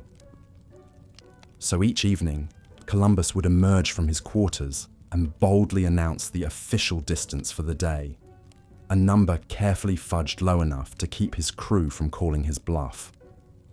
It was a risky gambit, but ultimately it paid off. Columbus managed to string along his crew long enough to bump into the Bahamas, a locale decidedly not Asia, but certainly far enough west to save Columbus's bacon. The plucky explorer would get to make not 1, not 2, but 4 round-trip voyages to the Americas, never quite reaching that original promised destination. So the next time you hear someone spinning a yarn about Columbus bravely disproving the flat Earth dogma, feel free to chime in with the facts. The only thing flat in Columbus's world was his learning curve for underestimating the Earth's size. But what the man lacked in geographical accuracy, he more than made up for in sheer audacity and duplicity. For you see, Columbus's real legacy wasn't expanding our worldview or proving our planet's roundness. No, Columbus's true gift was his ability to swindle his way into the history books through a web of half-truths, white lies, and bald-faced bluffs. Forget the Nina, the Pinta, and the Santa Maria. Columbus's real flagship was a little vessel called Misdirection. But hey, in the end, Columbus reached a happy ending of sorts. He lived out his days as a celebrated, if somewhat confused, hero, never quite grasping the true nature of his discovery. And really, isn't that the medieval way? To stumble backwards into progress, fueled by a combination of ignorance, superstition, and dumb luck. From animal trials and imaginary devices to scientific nonsense and geographic grift, the Middle Ages were a time of great leaps forward and even greater steps sideways. But through it all, the human spirit endured, striving ever onward in the face of a world that seemed to grow stranger and more wondrous with each passing year. So tonight, as you drift off to sleep, take a moment to marvel at the medieval mind, to wonder at a world where insects could lawyer up and defend their right to eat, where a porous pig could find itself doing porridge for murder. A world where the edges of the map promised certain death, but the promise of glory proved too tempting to resist. Yes, our medieval ancestors may have gotten a lot of things wrong, but in their unending quest to make sense of a senseless world, they left behind a legacy of laughter, of wonder, and of enduring human spirit. And for that, we can all be grateful. So good night, my curious compatriots. May your dreams be filled with the stuff of medieval myth and mystery. May you sail boldly off the edge of the map, secure in the knowledge that the horizon is always just a little bit farther than we think. And may you greet each new day with the same sense of possibility and wonder that drove our medieval forebears to such dizzying heights of absurdity. After all, in a world where pigs can stand trial and the planet is a never-ending plain, anything is possible. Even a good night's sleep. So from the bottom of my medieval heart, I bid you sweet dreams and a restful slumber. May the morrow bring you joy, laughter, and nary a mischievous goat to be found. Part 5. The Mouth Harp, for Jaws of Steel. As we delve deeper into the peculiar inventions of the Middle Ages, we come across a musical instrument that's sure to raise an eyebrow or two. Picture this: a small, unassuming metal instrument, no bigger than the palm of your hand. It consists of a flexible metal or bamboo tongue, fixed at one end to a frame. Behold, the mouth harp, also known as the Jew's harp or jaw harp. Now don't let its size fool you. The mouth harp may be small, but playing it is no small feat. To coax a tune out of this curious contraption, one must first clamp the frame between their teeth, leaving the tongue free to vibrate. Then, by either plucking the tongue with a finger or striking it with a tool, the musician sets the tongue a quiver. But here's where things get tricky. To change the pitch, the player must skillfully alter the shape and size of their oral cavity, all while maintaining a tight grip on the frame with their teeth. It's a delicate dance of jaw, tongue, and breath, a far cry from the more dignified postures of the lute or harp. But the mouth harp wasn't just a medieval party trick. Its roots stretch back far earlier and far further east. Archaeologists have unearthed mouth harps dating back to the 4th century BCE in Asia, suggesting a long and storied history for this humble instrument. From the steppes of Mongolia to the courts of medieval Europe, the mouth harp managed to pluck its way into the hearts of musicians across the globe. Yet, despite its wide-reaching influence, the mouth harp never quite managed to shake off its air of silliness. After all, it's hard to maintain a serious countenance when your cheeks are hollowed. Your teeth are clenched, and your tongue is darting about like a fish out of water. Even the great Leonardo da Vinci couldn't resist capturing the comical visage of a mouth-harp player. In a sketch dating back to 1481, da Vinci depicts a man mid-performance, his face contorted in a manner that's more caricature than portrait.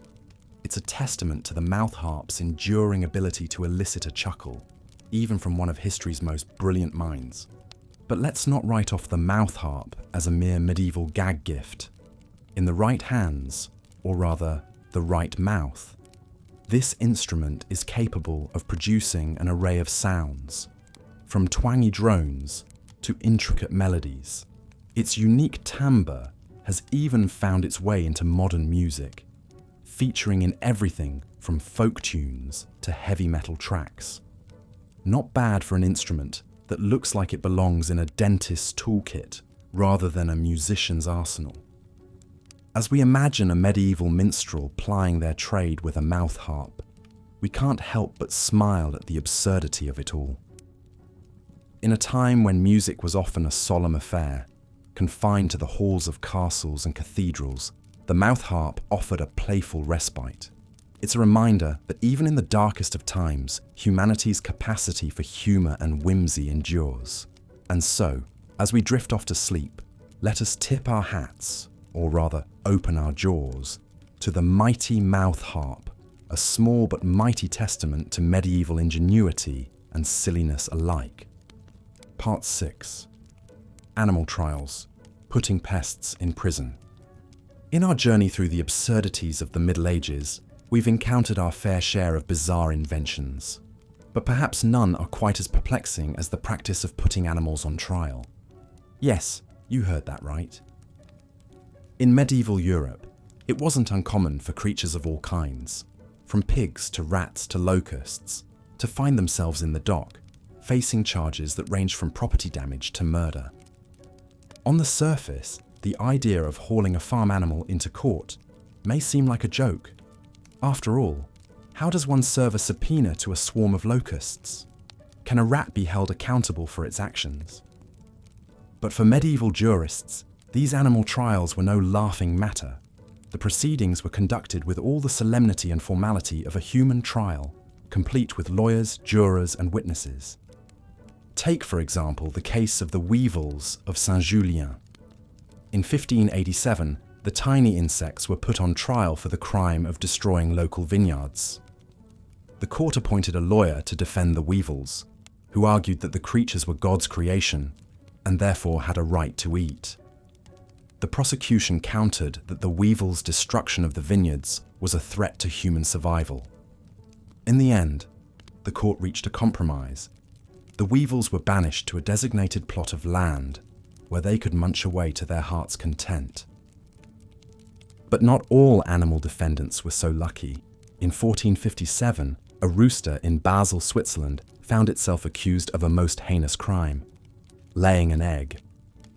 According to medieval superstition, a rooster laying an egg was a sign of impending disaster, perhaps even a precursor to the Antichrist himself.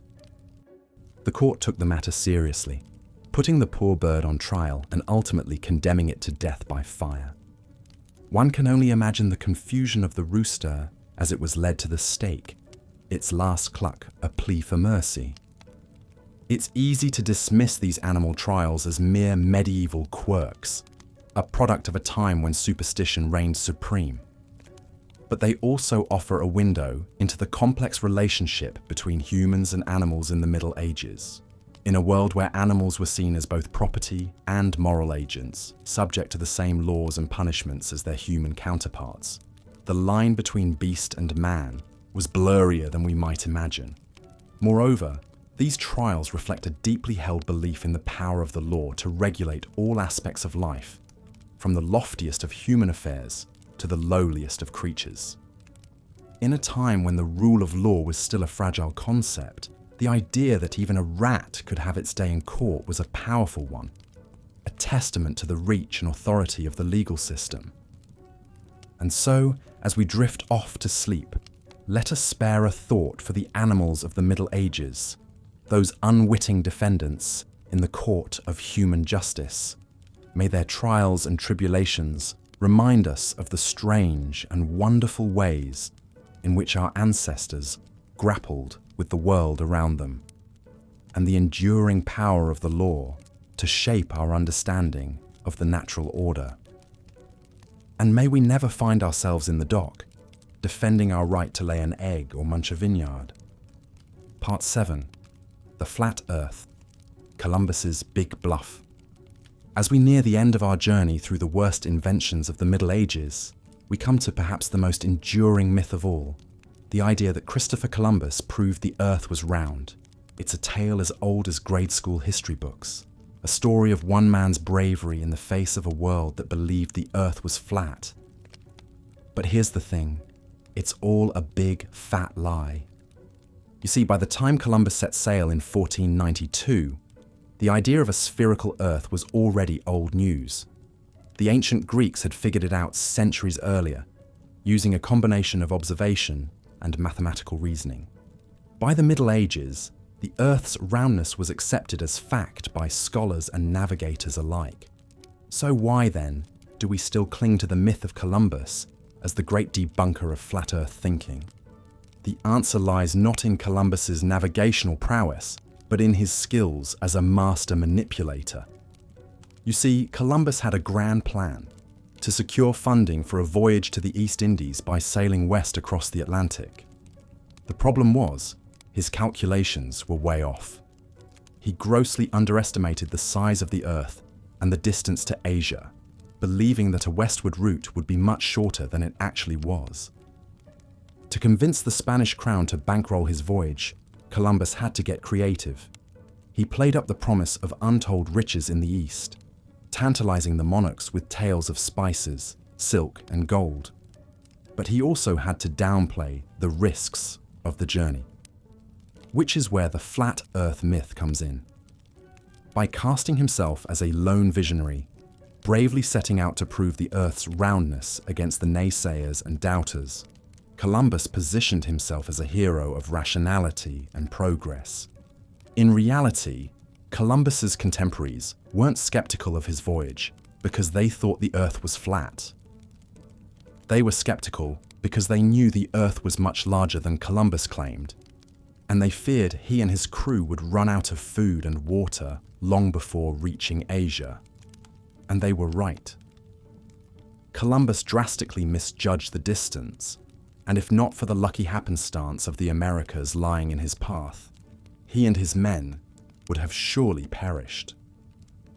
But Columbus's bluff paid off. He secured the funding, made the voyage, and the rest is history. And yet, the myth of Columbus as the lone crusader against flat Earth ignorance persists, a testament to the power of a good story over the truth. It's a reminder that sometimes the most enduring inventions are not the ones that solve problems or make life easier, but the ones that capture our imaginations and shape our understanding of the world.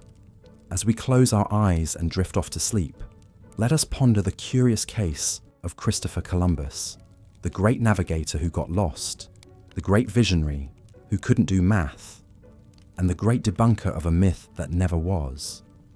May his story remind us to always question the tales we're told, and to never underestimate the power of a persuasive pitch.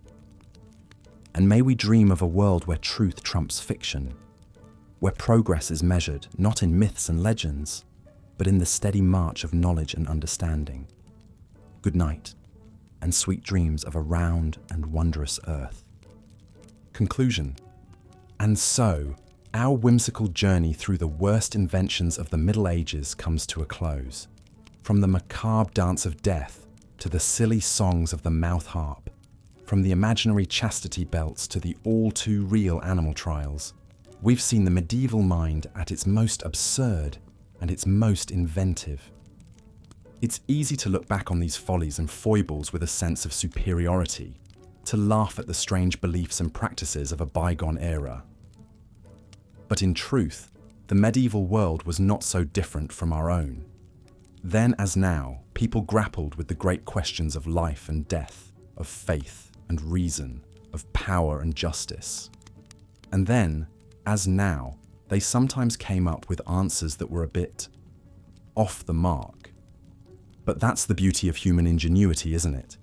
Even in our darkest and most difficult times, we never stop dreaming, never stop creating, never stop reaching for something new and better. Sure, sometimes those creations are a bit misguided, looking at you, Mumia. But other times, they're the seeds of something truly remarkable. Something that changes the world in ways we could never have imagined. So, let us not judge the inventors and innovators of the Middle Ages too harshly. Let us instead marvel at their creativity, their curiosity, and their unending quest for knowledge and understanding. And let us take inspiration from their example, even as we learn from their mistakes. As you drift off to sleep, dear listener, may your dreams be filled not with the terrors of the Danse Macabre or the horrors of the animal trials, but with the wonder and whimsy of a world that is always changing, always growing, always finding new ways to surprise and delight us. May you wake refreshed and ready to face the day, armed with the knowledge that no matter how dark the times may seem, the human spirit will always find a way to shine through. Good night, and sweet dreams of a world that is round and rich and endlessly fascinating. A world that is always waiting to be explored and understood anew. May the worst inventions of the Middle Ages be but a distant memory, and may the best be yet to come. As we drift deeper into the curious corners of medieval history, one can't help but marvel at the ingenuity of our ancestors, even if that ingenuity sometimes ventured into the realm of the absurd. From morbid motifs to macabre medicines, the Middle Ages were rife with inventions that, to our modern sensibilities, seem downright ridiculous. And yet, there's something oddly fascinating about these unconventional creations, a testament to the enduring human spirit of innovation, no matter how misguided. Take, for instance, the peculiar practice of putting animals on trial. Yes, you heard that right. In medieval Europe, it wasn't uncommon for creatures of all kinds to find themselves in the dock, facing charges for their supposed crimes. Pigs, rats, locusts, and even roosters were hauled before the court, complete with lawyers, jurors, and witnesses, all participating in a legal farce that seems laughable today. One of the most famous cases of an animal trial took place in 1457 in the Swiss town of Basel. The unlikely defendant? A rooster, accused of the heinous crime of laying an egg. Now, as any modern biologist can tell you, roosters are physically incapable of producing eggs.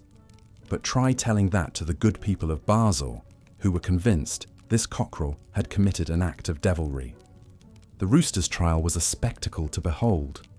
Witnesses were called, evidence was presented, and the bird's lawyer mounted a spirited defense, arguing that his client was merely a humble servant of God, not some unholy demon spawn.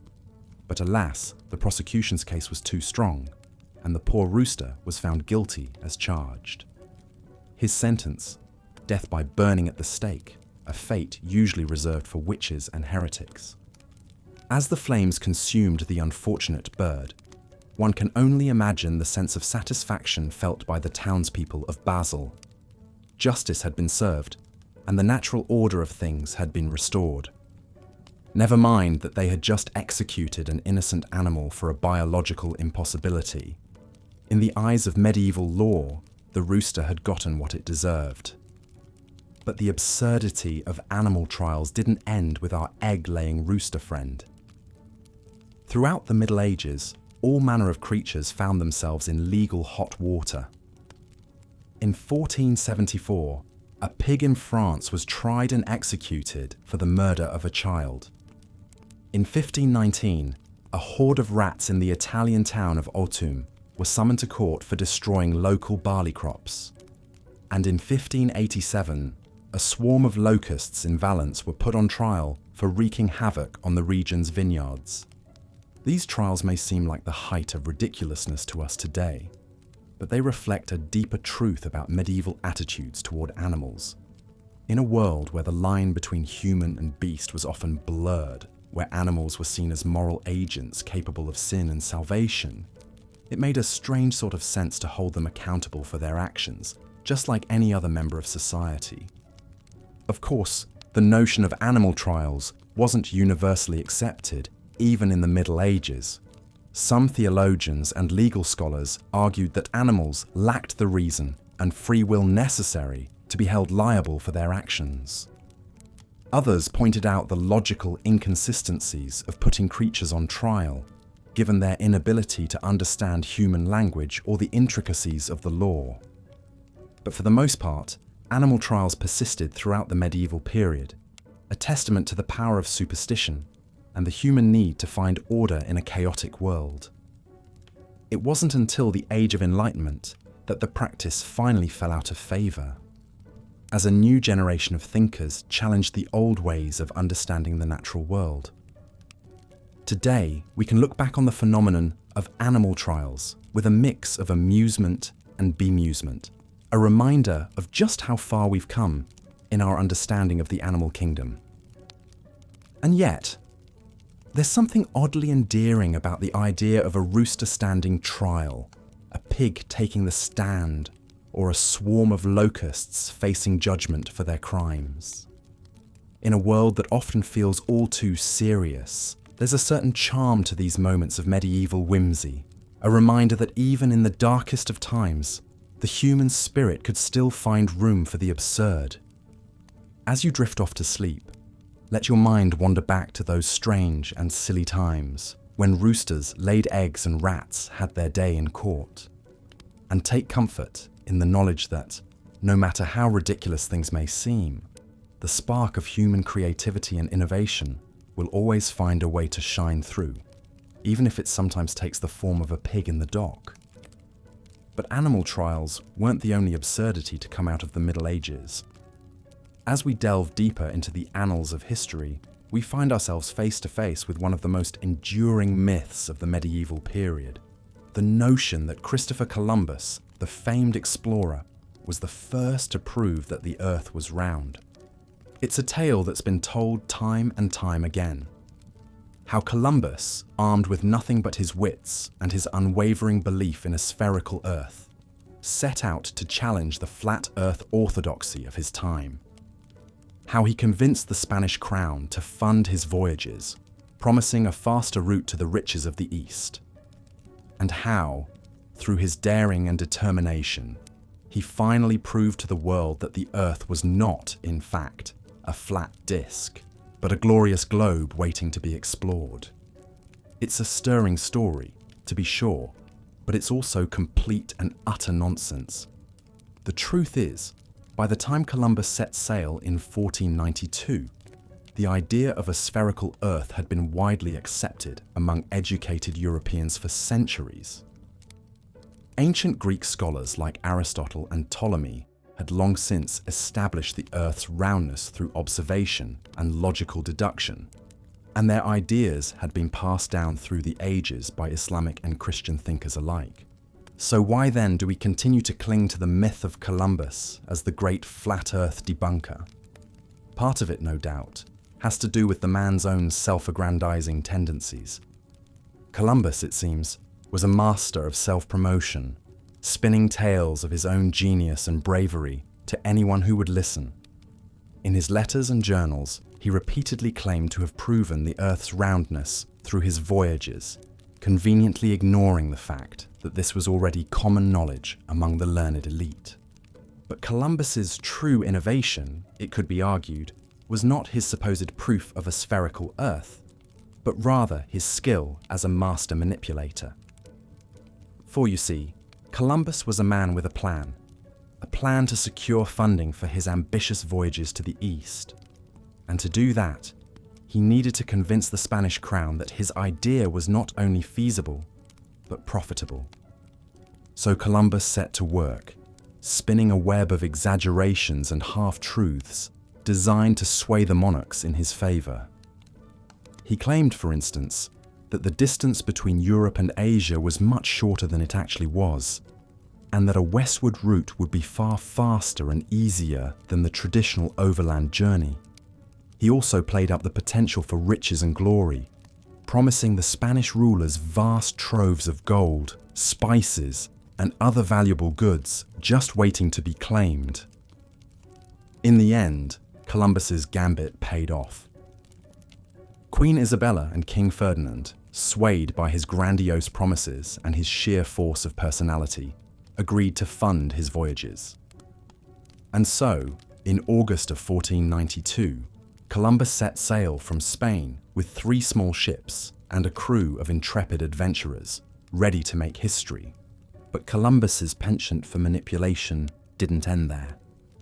As he and his crew ventured further and further into uncharted waters, Columbus found himself facing a new challenge, keeping his men motivated and on course.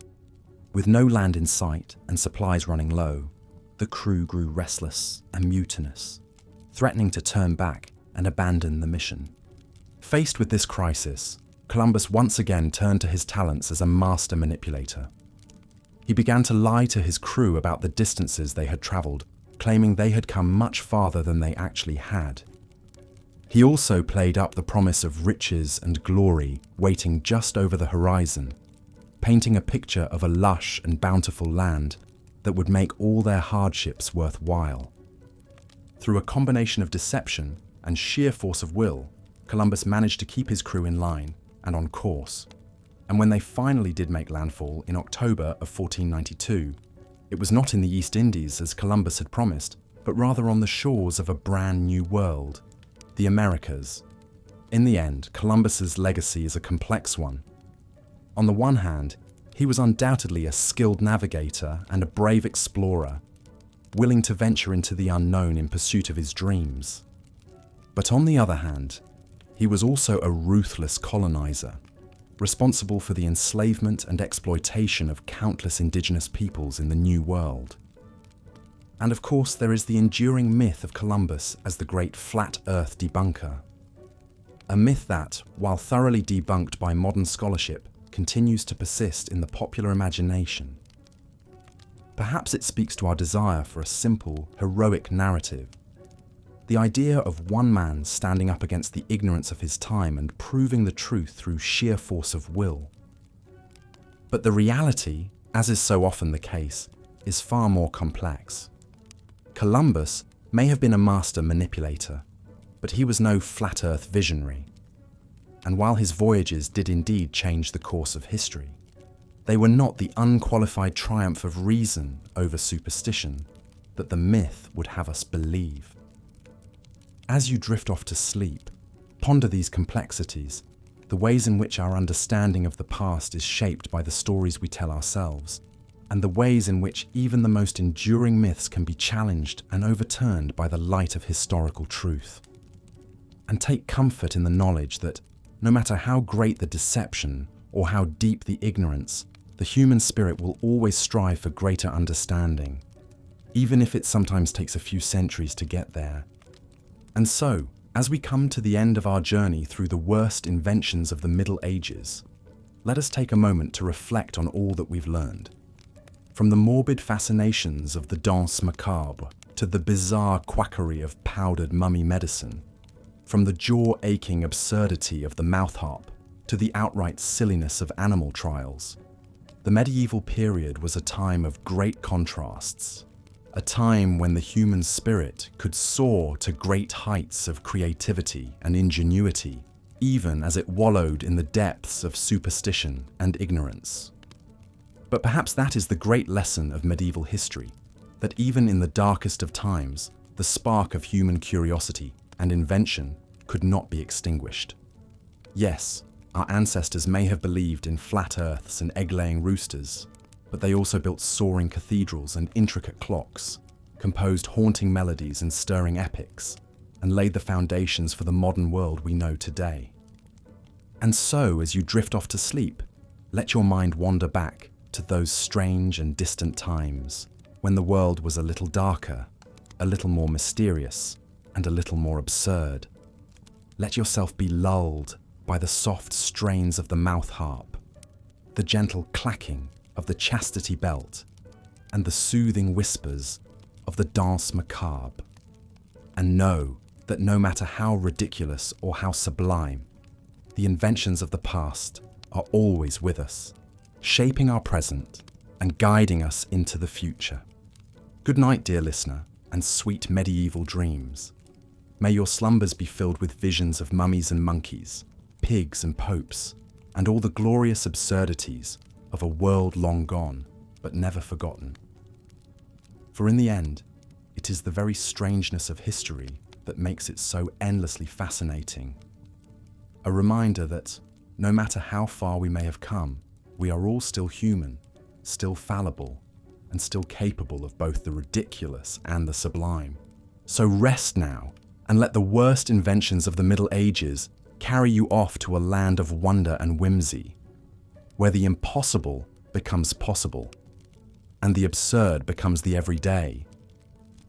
And may you wake in the morning with a newfound appreciation for the marvels and the mysteries of the past, and a renewed sense of the boundless potential of the human spirit in all its strange and glorious forms. As we've seen, the medieval period was rife with questionable inventions and absurd ideas masquerading as innovation. But perhaps one of the most persistent myths about the Middle Ages is the notion that people widely believed the earth was flat. In reality, this is a misconception that has been debunked by historians time and time again. The idea of a spherical earth dates back to ancient Greece, with philosophers like Aristotle and Ptolemy providing compelling evidence for a round planet. This knowledge was never lost during the medieval period, and the scholars of the time were well aware of the Earth's true shape. In fact, it was a common belief among the educated classes of medieval Europe. So why do we associate the flat Earth theory with the Middle Ages? Much of this stems from the story of Christopher Columbus and his infamous voyage across the Atlantic. Legend has it that Columbus was a brave visionary who defied the backward thinking of his time and set out to prove the Earth was round. But this tale is nothing more than a piece of historical fiction. In truth, Columbus's real innovation was not his belief in a spherical Earth, but rather his skills as a master manipulator. You see, Columbus was convinced that he could reach Asia by sailing westward across the Atlantic. But there was a problem with his calculations. He vastly underestimated the size of the Earth and the distance to the east coast of Asia. Most scholars at the time rightly rejected Columbus's proposal, not because they believed in a flat Earth, but because they knew his math was way off. Undeterred, Columbus took his pitch to the Spanish crown, where he wove a tantalizing tale of the riches that awaited in the Far East. Through sheer persistence and salesmanship, he eventually convinced Queen Isabella to fund his expedition.